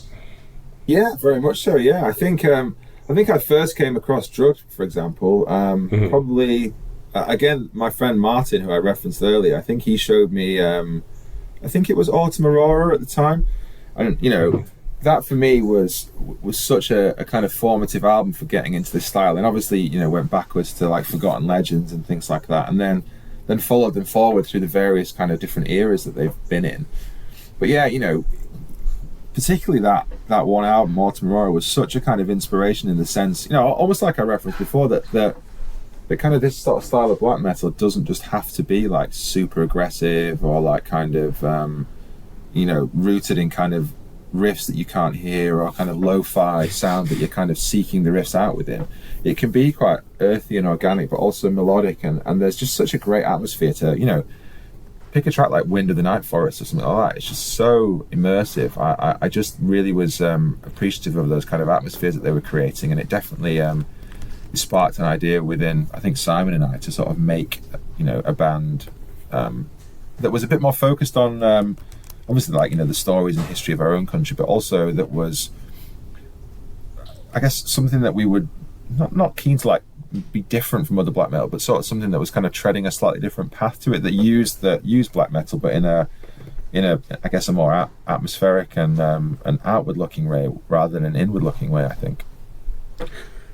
Yeah, there's that whole question about what's the difference between black metal and pagan metal and whatnot. And there was a huge sort of, I think, shift of orientation in the scene that's taken place gradually. And you could see it, starting with bands like Drudkh and then maybe becoming really big. I feel like a big sea change between the shift from the last echoes of the sort of satanic stuff with guitar technique more rooted in death metal would have been like the Swedish Orthodox stuff, but then like right around that time it was really early Winterfylleth and Migla that signaled an interest in just very different tones and moods. I feel that. I think what's interesting, like if you think about the history of black metal, I spoke about this with a few kind of people on the sort of album campaign we were doing, but it sort of galvanized my thoughts about it after kind of hearing some of that stuff back. And it's very interesting, when we were like coming up, as I was sort of talking about, we're talking about the kind of My Dying Bride era of like the sort of 1997, 98 and stuff. If you think about black metal from about then, maybe a little bit year or so plus or minus, between the kind of like maybe 97 and maybe like sort of 2005, 6, black metal went through a real kind of like low point lull. Like we were on Candlelight Records forever, and like you saw the stuff that they came out with in the early days, the Emperors and kind of like, Psy and Nathrak and all the sort of stuff that was around. Maybe not Nathrak, they were later, but like, Merkskog and Odium and stuff like that, whatever was going on. And then you get to kind of like the mid-late 90s, and all of a sudden that's when all like that kind of doom, sludge, stoner, drone, new metal, all that sort of stuff was kind of coming. And like, there was this real death of black metal, and so it was a strange one for me because there were a few great things that kind of came out in that era, but it was certainly like on the back foot, I think, in many ways. And if you think about, obviously that Thorns album came out whenever it was, like 2001-ish maybe, and that was obviously a huge landmark one in the middle of all that. But like that whole era of maybe like 7 or 8 years was really drowned out by like all that kind of, at least from the underground perspective, I think, in that sludge, doom, death, stoner, all that sort of stuff that was going on around like Southern Lord and kind of Hydra Head and all that sort of stuff that was really popular at the time, as I mentioned earlier. And so it's still, by the time we get to like 2004, 2005, when we're, kind of starting bands like Atavist as well, that's when I'm kind of coming up against things like Autumn Aurora coming out in like 2004, I think. And that being the sort of start of the genesis of both of these bands in a sense, really, and it then being a kind of point from which we kicked on, and then all of a sudden black metal had this huge resurgence. And I definitely think that's like you say, that sort of Slavic scene, or some of those bands to an extent, kind of came through, and particularly in England. I don't know if you remember, there was this like kind of label distro that was around then, which was called Supernal Records. Yes, yeah. And so like that guy, whatever his name was, Alex or something. And that was one of the kind of, bearing in mind this is all like pre-social media, so this is like, maybe the very early days of like, whatever those things were called, MySpace or all that sort of stuff, when people kind of communicate. But this is when like the era of like forums were still going on, almost like the kind of like the end of sort of like the CDR and tape trading kind of era. And, you couldn't really like just go into like all these shops all the time and like pick up stuff like that. So I think a lot of the kind of Slavic bands came over to the UK particularly, or became, known in the consciousness of the sort of like people who were on those kind of metal forums at the time, because labels like Supernal and others were sort of these ones that would like post out catalogs, or like you'd buy something off, say, like eBay or whatever, and not realize it was from them, and then like a catalog would turn up in the post with all these like releases on it and stuff. And that was the era when they were still sending out those, like full like page by page lists of all the stuff that they had in stock.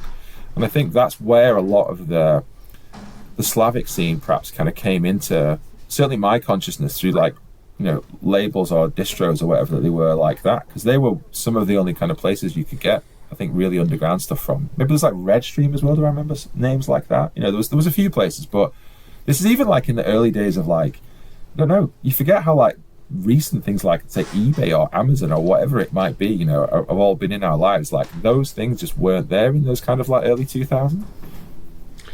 Yeah. The you could maybe get a record store to special order something or whatever. But yeah, I mean, if eBay existed, it was for like, eBay was not something you would think of for getting a metal record. Absolutely not.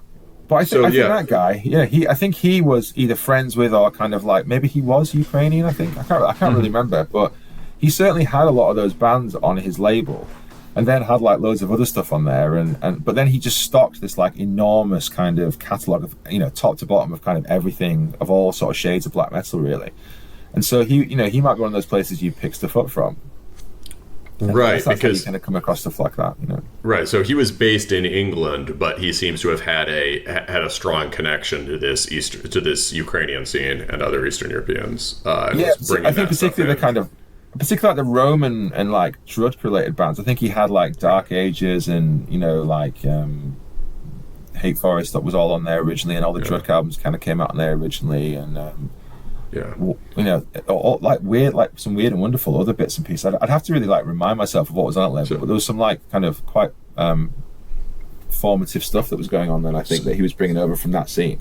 So it sounds like some of what we have always described as the Roman Senko influence in your recording is actually coming from this doom style you were developing in Atavist, with these low tunings and big chords. But how did you go about sort of, maybe this is too abstract or whatever and we can skip it, but how did you go about incorporating those sorts of internalizing that kind of sound that you would hear in Drudkh or Hate Forest, incorporating that sliding chording? What was, because I imagine there was a point when you were working on, like, okay, how do I do something like this? Yeah, maybe. I don't know if it's kind of direct or indirect, really. I think there's certain features of that music, obviously the kind of, the in a broad sense, the sort of more organic sound of it all. But then I think below that, there's that more sort of like droning nature of like there being a kind of constant droning note in some of that stuff. But there's quite a lot of movement that's going on around the droning note. Mm-hmm, mm-hmm. So particularly in some of that stuff, there's in some of the kind of the best early black metal, I think there was always this kind of like hypnotic nature to sort of elements of it, and I guess almost more like transcendental side of it, and that kind of looping nature can really sort of hook you in and kind of make the time melt quite a lot. And I think it takes a really long track and makes it really doesn't make it feel like that, like it makes it feel like you've almost just like drifted through it and kind of some sort of like semi half awake, half asleep kind of state.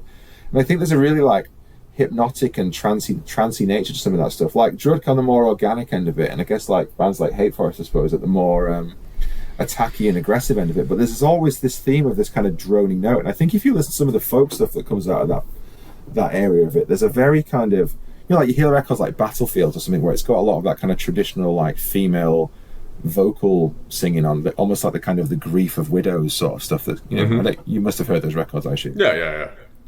That kind of like, there's this like this weird sort of drony sort of quarter tone, semitone sort of singing that kind of sits around that. And I wonder if they brought some of that stuff in. And I think that kind of stuff resonated with me because of the way we were sort of formulating maybe some of those like open chords with the tuning, or because there was a way that you could kind of put like lead and rhythm into one guitar part. I guess that maybe that's where some of the style developed from having that open drone that's kind of like a root that sort of gives it a bit of weight. But then say me, who's like a rhythm guitar player, can also play like a kind of rhythmic lead over that as part of the riff, and then the other guitar player can do then like more of the sort of flourishes and stuff. And I think even though they were a little bit more direct in both those bands, and maybe not quite as layered as we ever ended up, there's definitely a spirit in some of those like stylings, I think, that maybe sort of seeped its way into Winterfylleth. Oh yeah, Senko for sure plays like melodies with chords. That's, he plays things other people would need to play as leads, just with these sliding blocks of chords. Yeah, and you guys do a lot of stuff with the drone string, so you might be letting that low B or A kind of ring while there's stuff going on just over it. Yeah, and I think he's got I don't know how much, you don't know because they don't speak about any of this stuff in public, do they? But, you assume it's like him, perhaps, that's writing this stuff, given how many bands he seems to come out with. And they're mostly all great as well, as a side note. But then, he's got a very distinctive style, but also, I think even on like some of the kind of deeper cuts on some of her albums, like, I know you guys have sort of mentioned, I think I've maybe heard you guys mention like Threnody of Triumph before or something like that. Yeah, I'm just trying to think.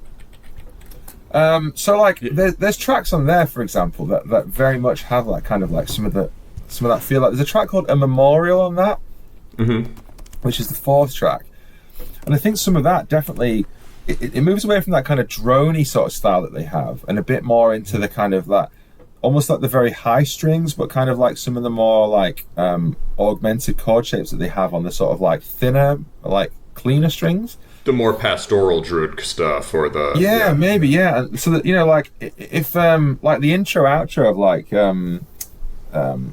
the Autumn Aurora album's got very much some of that kind of like jangly like open chord sort of stuff at the end of it, and I think even though it's done in a metal way, I think some of that maybe plays as tracks like a memorial kind of inadvertently. So there's definitely some of that influence there, and I find it like, obviously you're kind of influenced by what you're influenced by, I suppose, aren't you? And so those things either directly or indirectly kind of come into what you're playing, and I guess when you sort of step back and look at a quite large discography like we have now, then it becomes actually like, maybe I can hear where that's kind of coming in. But I also find it kind of quite heartening in a sense that I feel like some of it's probably going the other way a little bit. And I've noticed a lot more of their records in recent years kind of having a like for fans of Winterfylleth or whatever, and I do wonder whether it sort of comes a little bit full cycle and those guys are kind of paying attention in the other direction, I noticed a lot more of the kind of like, say, bolt thrower style double kick drumming, or like, you know, some of the more kind of like layered riffing coming through on albums like Furrow Cut Short, or like, you know, They Often See Dreams About the Spring, things like that in the Drudkh kind of. Yeah, you were telling me about that. Well, weren't you guys all on a comp together at one point? Like, it wouldn't surprise me if there was some back and forth. Yeah. Well, it's funny you mentioned John Barleycorn earlier, actually, because I think it was maybe like 2012, perhaps. Like, I found myself in the studio a lot in that era, and it was all within like sort of 3 or 4 months of each other. So we recorded Threnody of Triumph in 2012. But then maybe like 3 or 4 weeks later, I was recording this other band that I was involved in, Nine Covens. We did the sort of second record for that a few weeks later in the same studio. And then maybe like 3 or 4 weeks later again, we were back and we did these kind of like 3 traditional folk songs. And so we did John Barleycorn, and we did like Abbott's Bromley Horn Dance, which was this kind of cool sort of, I guess, like folk tradition song. And then we also did one called Three Ravens. And so these are more like kind of like direct cover versions of like traditional folk songs. And I guess they then went on to this compilation that Roman was trying to put together, which was kind of about black metal bands or metal bands from like all around the world doing kind of, I guess, their own interpretations of folk music from their own countries. And so we kind of put those 3 tracks in, and those guys had a few. And so yeah, we ended up naming it after like a Winterfylleth lyric, which is like One and All Together for Home, which is from Mercy Sphere album. So like it was quite a nice sort of reference, really, that we sort of worked with them on that. And then we've done a few things with them over the years. Obviously we got a split record with them that we did in 2014, and then like I've sort of contributed vocals to a few of their things. Thousands of moons ago, split with the Gates, or that's right, yeah, because you guys did your cover of the Gates. That makes sense. And you've got like so you did that split, and what else? So we did the folk compilation, and then we did the split with them, and then myself and Mark, like they asked us to kind of contribute like vocals to a few of the tracks. So we were on a couple of splits that they did as well. So they did this series. I think he made an album and was like, actually, like, we're going to do like 4 splits with this. So I think he did a split with Grift, one with Paysage d'Hiver, one with Hades, I think, and then one with maybe there was 3. Hang on, I'll have to have a look at that. Oh yeah. I'm on the Metal Archives page now. Yeah, and so there was just 3, wasn't there? So there was like the one Who Talks with the Fog, which was the kind of split with Hades Almighty. Then there's the Betrayed by the Sun, which was the split with Grift, and then there was the Somewhere Sadness Wanders, which was the split with Paysage d'Hiver. So they all then came out in like 2019 as a release called A Few Lines in Archaic Ukrainian. And so Mark and I sing on a few tracks across those, because he was really interested at the time in like exploring some of that kind of like Winterfylleth kind of choral vocal sound on some of his stuff. So he sent us a few tracks, and like we recorded, we just sent him some stuff that we said, like, we've had a go at this, what do you think? And like, he ended up using it. So that was quite interesting from a band that kind of were one of the formative influences for us. So almost like kind of coming full circle, and like them wanting to incorporate some of our stuff into what they were doing, and then us having done a few splits with them. So it's been really nice, and it's been interesting getting to know characters like that, because I think the Ukraine and that scene was there definitely maligned a little bit in those early days as being sketchy maybe, or whatever you want to call it. And actually, like, you find that they're just like, they're really interesting characters, and that country gets judged a lot by the standards of like ours or whatever, but then a lot of people, which is I guess the point about history, don't know the history of that country, don't know what they've gone through in various wars, and like why their sort of mentality is the way it is, and how they've been this kind of like place that's almost stuck in the middle of all these kind of West versus East conflicts, and like Russia versus Europe or whatever it might be, and it's this weird like staging ground that's in the middle across the steppe, as they call it, that kind of vast area of like flatland that's in there, that becomes this mentality that they have. And and obviously now everything kind of kicked off with Russia again in the recent few years, or Crimea in the kind of 2014-15. I think people have more of an understanding for that country a little bit more, and what's kind of gone on there and why they are the way they are. Yeah, one of my first introductions to sort of a non-modern or nationalist way of thinking was from a good friend of mine in high school who was Ukrainian, and he was like a total hippie deadhead. But when it came to Ukraine, right, he was like a Cossack patriot, and I was like, this is very interesting. This guy's cool.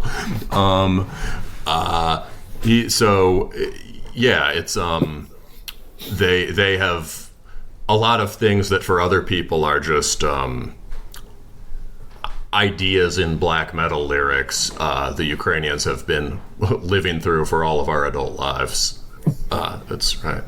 It's yeah, I think that's the misunderstood bit, isn't it? So that's why their mentality perhaps is as it is, and when we have not been through that stuff in our nations, whatever they are, then you don't quite understand why they come from where they come from. But then I think that Russia thing has really shed some light on that stuff, hasn't it? And the kind of the plights that they've been through as a kind of, a sort of scrappy nation fighting on all sides in a sense. Yeah, I remember when that first kicked off, what I thought was like, well, the Kharkov boys have been proved right.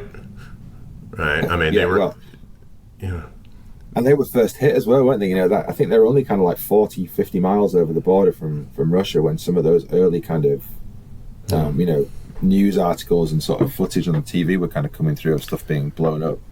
Well, if this is too personal, no worries. But do you have any idea of how those guys are doing? I mean, I hear from Roman sort of infrequently. Like I think they're all still okay. I mean, obviously, like he's been someone I've communicated with over the years. We met kind of through the label at the time because his other band, Blood of Kingu, was on Candlelight at the time. Mm-hmm. And so he kind of got in touch through them and was like interested to chat to us because he liked Winterfylleth. And so I can't attest to like know him like deeply well or anything like that. But he's someone that I've had like kind of contact with over the years, and sort of exchanged emails with. Like he asked him sometimes to help me with like his English on his like song titles or his album titles and things like that. And he's to my limited knowledge of him, he seems like a really interesting guy. I think he's been like lectured in history, I think, at points, and like has like a family and stuff like that, and got a deep interest in sort of in obviously like history of his nation and all the kind of like poetry and stuff, and seems to come at like similar things to maybe like kind of how I was interested in that stuff from the UK, but obviously from a Ukrainian perspective. And seems like a passionate guy. Like he's into all kinds of metal. He's obviously had loads of bands over the years, and he's always kind of interested in sort of sharing those with with me and others. And like I think, for example, he was quite close to people like Stefan from Alcest as well. They did that kind of old Silver Key album together and stuff like that. And so I think he's definitely kind of kept his eye in with the other stuff that's going on from like our kind of broad sphere as well. And like as far as I know, like they're all okay. I think you still see them like signing stuff on their page, selling stuff to try and raise money for their kind of like troops and stuff like that. So I think they're still kicking, and I think they're that's good. I'm still emboldened by the idea of like not being defeated by Russia. Yeah, they're it's pretty cool that despite being some of the most like mysterious and remote figures in modern black metal, it's pretty cool that Roman has kept up with the scene as much as he does and has this interest in bands influenced by what he's done and just people doing other things. I thought the last Windswept album was really good. Yeah, it's interesting. Like me and my my bandmates, Nick particularly, sort of spoke about this. There's a Windswept release which is called Visionaire, which I guess was like penned as being this kind of EP in between the two original albums, and that is more Drudkh than probably like the last 2 or 3 Drudkh albums.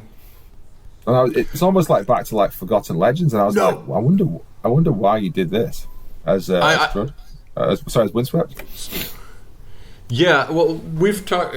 Something we've talked about on the show is it sometimes like you start. It seems like sometimes you start a band and then that band's concept changes, right? And then you need to start another band to do what you were doing in the first place with your main band. Yeah. Maybe. And so I think like Windswept basically is just the old harder edged Drudkh stuff with some hate forest, right? Or like it also. Do you like Astrophase? Yes, some of them, but like, I mean, my main issue with that band, I think I like the record called Heritage. I remember liking that one. Heritage is great, Those whose past is immortal. I remember being a great one. My main issue with that band is that it just sounds shit. Like it's really kind of like poorly produced and like I don't know. Like despite the fact that it come out of one of the guys who's in Drudkh and stuff, I always found like the recording to be really like clanky and really sort of like I don't know. Like it really defeated the songs in some way and almost made them like maybe like less atmospheric or less less connectable than perhaps they should have been. They had some good moments, but like I think that last one they did was really poor. Like Idea Form Essence or whatever that was called. Like and that's where it kind of lost me. Like I tried a little bit with them, but no, I think that they are 80% not that great. Well, okay, so on that note, right? This is another thing that came up. Basically, we when we were doing the review, we talked generally about Winterfylleth influenced by Slavic black metal, and of course we meant especially Drudkh and Hate Forest. But it turns out, I think we would have assumed, he's also into Graveland, he's also into Astrophase, whatever. It turns out that you're not a huge fan of a lot of that stuff, and for interesting reasons. So basically, for similar reasons to Astrophase, right?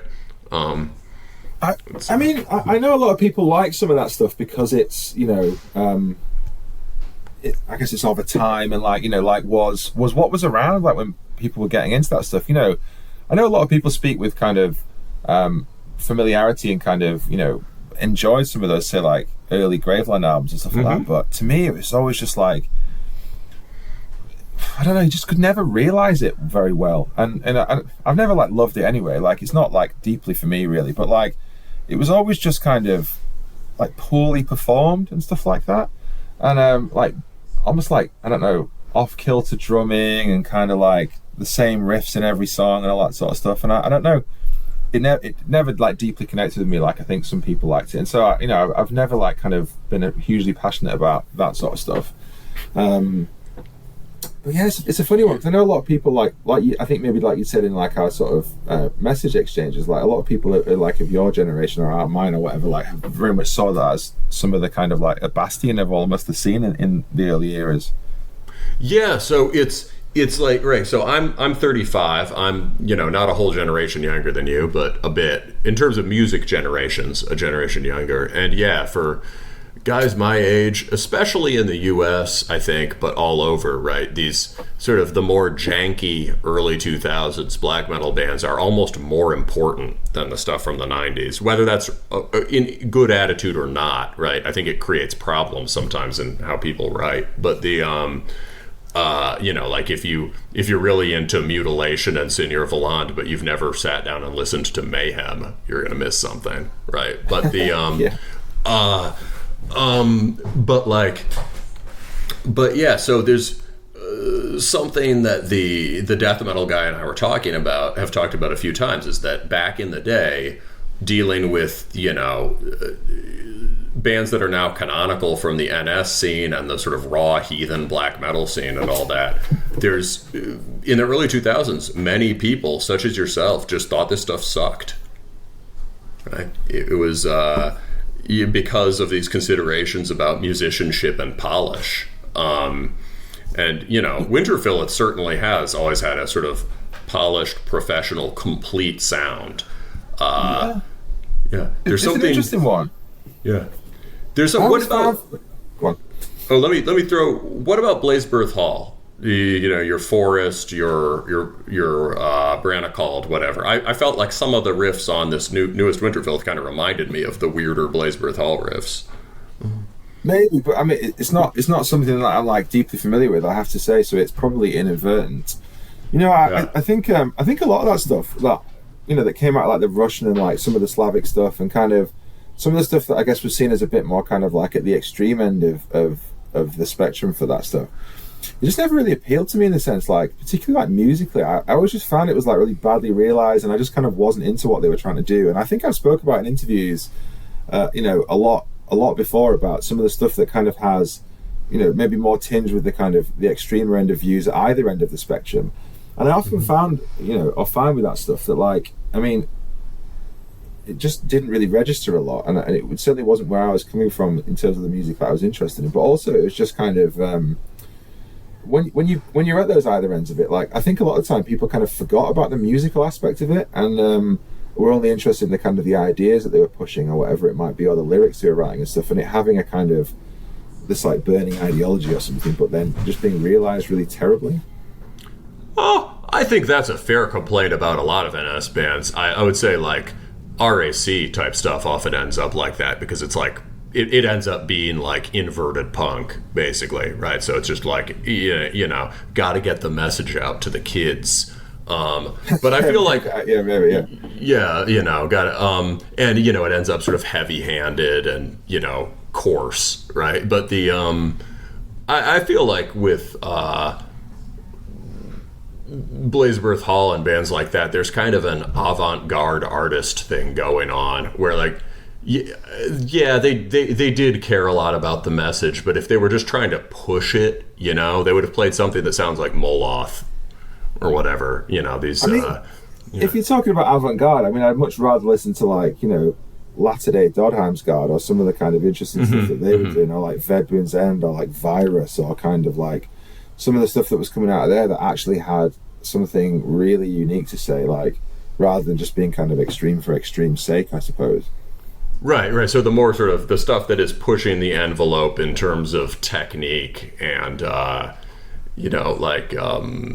kind of technique and complexity. If you listen to some of the stuff that like the Vikotnik guys come out with, that's in like Dodheimsgard and all that raft of bands that he's in, like Dol Vorden's Narvan and all that sort of stuff. Like, he's in Arcturus as well, is he, and others. Like, there's a wholly kind of like interesting dynamism to where they've pushed stuff to the point where maybe some people are like, is this still black metal? But then I think that, like that Black Medium Current record that Dodheimsgard did recently, like, if you're talking about avant-garde, I think that's where the intrigue is to be found, not necessarily perhaps where you were going with the other stuff. I don't know. I certainly don't find the same kind of intrigue in that as I do in, say, like some of the areas that, like, an Arcturus or a Vedbuen's End, or like a Dodheimsgard is kind of pushing things, or even that new thing that he's released like this week. What's it called? Dodes McHeard or something like that. There's some very kind of like weird stuff going on, and he's one of the kind of the big innovators who I think is definitely like kind of underappreciated as a creative force in this sort of sphere of metal.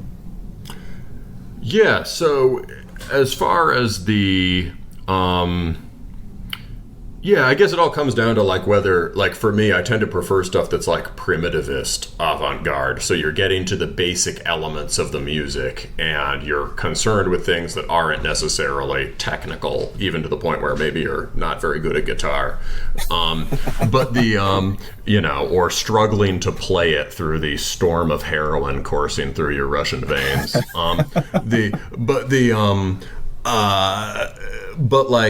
There's this other way of thinking about it. So in terms of bands that you think are really pushing the envelope now, so you've mentioned some releases by Vikotnik. So from Dold Vorden's Navan, is that what you're talking about? This new project? That's right. Yeah, I think that's really great, and I think what's great about that is that I think it kind of started as a sort of band of four friends from that old scene, but it's got Håvard Jorgensen's playing guitar in that as well. He of early Satyricon and Ulver and Havard, etc. All that sort of stuff that he's done as well. Who is like, I'd say another probably like guitar hero and big influence of mine. He was behind all the kind of great Ulver stuff. Like, obviously we didn't even reference stuff like Feldsanger and the impact maybe that had on like the acoustic stuff, or like Bergtat and how we like we cover tracks like that, and how some of that kind of really helped shape that melodic, organic sounding stuff. And you listen to like the gap he'd had between, say, like an album like Bergtat and then the Morkere, or however you say it, which is the sort of more recent Dol Vorden's Navan album, and it's like he's just immediately recognizable, like the comics voice, like the sort of interesting kind of keys and synth work that he does around these like amazing sort of Ulver-esque riffs that Håvard still can come out with, even probably like whatever it is 30 years later or something. Oh wait, that's super cool. So this is what, so basically Ulver, he leaves Ulver and then it becomes basically a place for the other guy, right? Garm, was that his? Chris Rigg, yeah. I mean, it becomes a place for Garm to play around with different ideas, but all the things that everyone who likes the old Ulver albums, like you're saying, is on this Morkir record by Dold Vorda. Yeah, that's definitely one that I would wholeheartedly recommend that people kind of get into if they're not familiar with anything he's done after Bergtat, or those first kind of, black metal trilogy albums, if you like, that they were known for. I think Håvard was in Ulver until maybe like Blood Inside. Like, he was in for a few of those kind of more experimental records like William Blake and Perdition City and stuff, but I think by the time you get to like Shadows of the Sun, I think he's gone by then. And then that's where it really floated off, and some of those guys from like Guapo were in the band then, and it was all just this kind of like crazy electronica and all that sort of route that they went down. But it's I think people still love a lot of it, but for me, I was really happy when he started making that Dold Vorda stuff, particularly because if you're like me and you love that sort of style of his writing, you'll find a lot of the kind of somewhere between Bergtat and somewhere between like that kind of newest Dodhamsgard record. I think it's kind of right falling in some of that space really, and some really kind of great, catchy, memorable, but also like amazing like classical guitar playing and stuff in there. Like it's super like underappreciated, I think. Yeah. All right, so let's see. To wrap it up, maybe we'll go back to one of those bog standard interview questions. What's next for Winterfylleth or for your associated projects? Yeah, there's been a lot going on over the last few months, I think. So obviously we just put the newest Winterfylleth record out maybe like 2.5 weeks ago or something. So that's still out there and still kind of quite new, and so there's still people kind of listening to that and feeding back on that, which is great. We're now kind of in the throes of doing rehearsals, so we're doing a UK tour with this Canadian band Wormwitch, and then a Norwegian band called Bizarre Cult. So we're doing that in the UK the 4th until the 10th of November, so whatever it is, like 5 weeks time from where we sat now. And then we've got some island shows like in late January, early February, so we're going over there for a few days. And then we're just in the process of trying to book something for Europe, which is proving to be an interesting proposition. So that's kind of harder than we were expecting. I think lots of tours going on around then, and kind of not wanting to kind of bump into other people doing stuff. So we'll figure something out when that kind of comes. And then just the festival season, I guess. Then around that, like we've been doing some great shows with Mark's Project R. So myself and Nick playing his live lineup for that with a couple of other guys as well. So that's quite a cool group as well. So we got like Jeff, who used to be in Paradise Lost, on the drums. We've got like Kostas from Pantheist on keys, and we've got a good friend of ours, Mark Doyle, playing on the guitar as well. So he's kind of been helping me with some Winterfylleth stuff recently. He's done some acoustic performances with me in Nick's absence and things like that. So it's a nice group of stuff, and we've been doing some great and kind of interesting and atmospheric shows with that. So there's more of that to come, I think. And then I guess we'll see what's next. There's a few things on the back burner for us. I would like to make another Atavist album at some stage. Like, we've been working on a death metal project for a little while now that we've got like 5 or 6 demos for, and a kind of deal in place when we manage to finish that. So there's definitely a desire for us to explore a little bit more of that kind of morbid angel-y, bolt throwery kind of prescription end of death metal, probably that I think we're quite keen to do as well. Very cool. I would like to hear Winterfylleth does Morbid Angel. You wouldn't think there's much of a link there, would you? But yeah, they're one of my favorite death metal bands, definitely. And I think certainly in like Russell, our other guitar player's project Necronautical, I think there's quite the Morbid Angel influence on some bits and pieces in that coming up. So I'm really interested for him to kind of realize that in the studio in the coming months, and for people to kind of hear that when it lands as well. All right, cool. Well, thanks again, man, for coming on. It's been extremely fun. Thanks for having me. Yeah, it's nice to have one of these more in-depth discussions about this sort of stuff because it doesn't happen a lot. And I guess this is the kind of format I suppose you can do that in a little bit more easily when it's not just 20 minutes for a whatever magazine you're speaking to. It's nice to actually chat to people who are, and what I'll say for you guys, you definitely seem to have a deep and kind of passionate knowledge about this stuff. So it's nice to actually get into it with people who understand it and not just kind of like want to do interviews with bands or something and kind of write for some magazine. Well, thanks, man. We appreciate it. Okay, great. Well, thanks to everyone for listening if they've made it this far.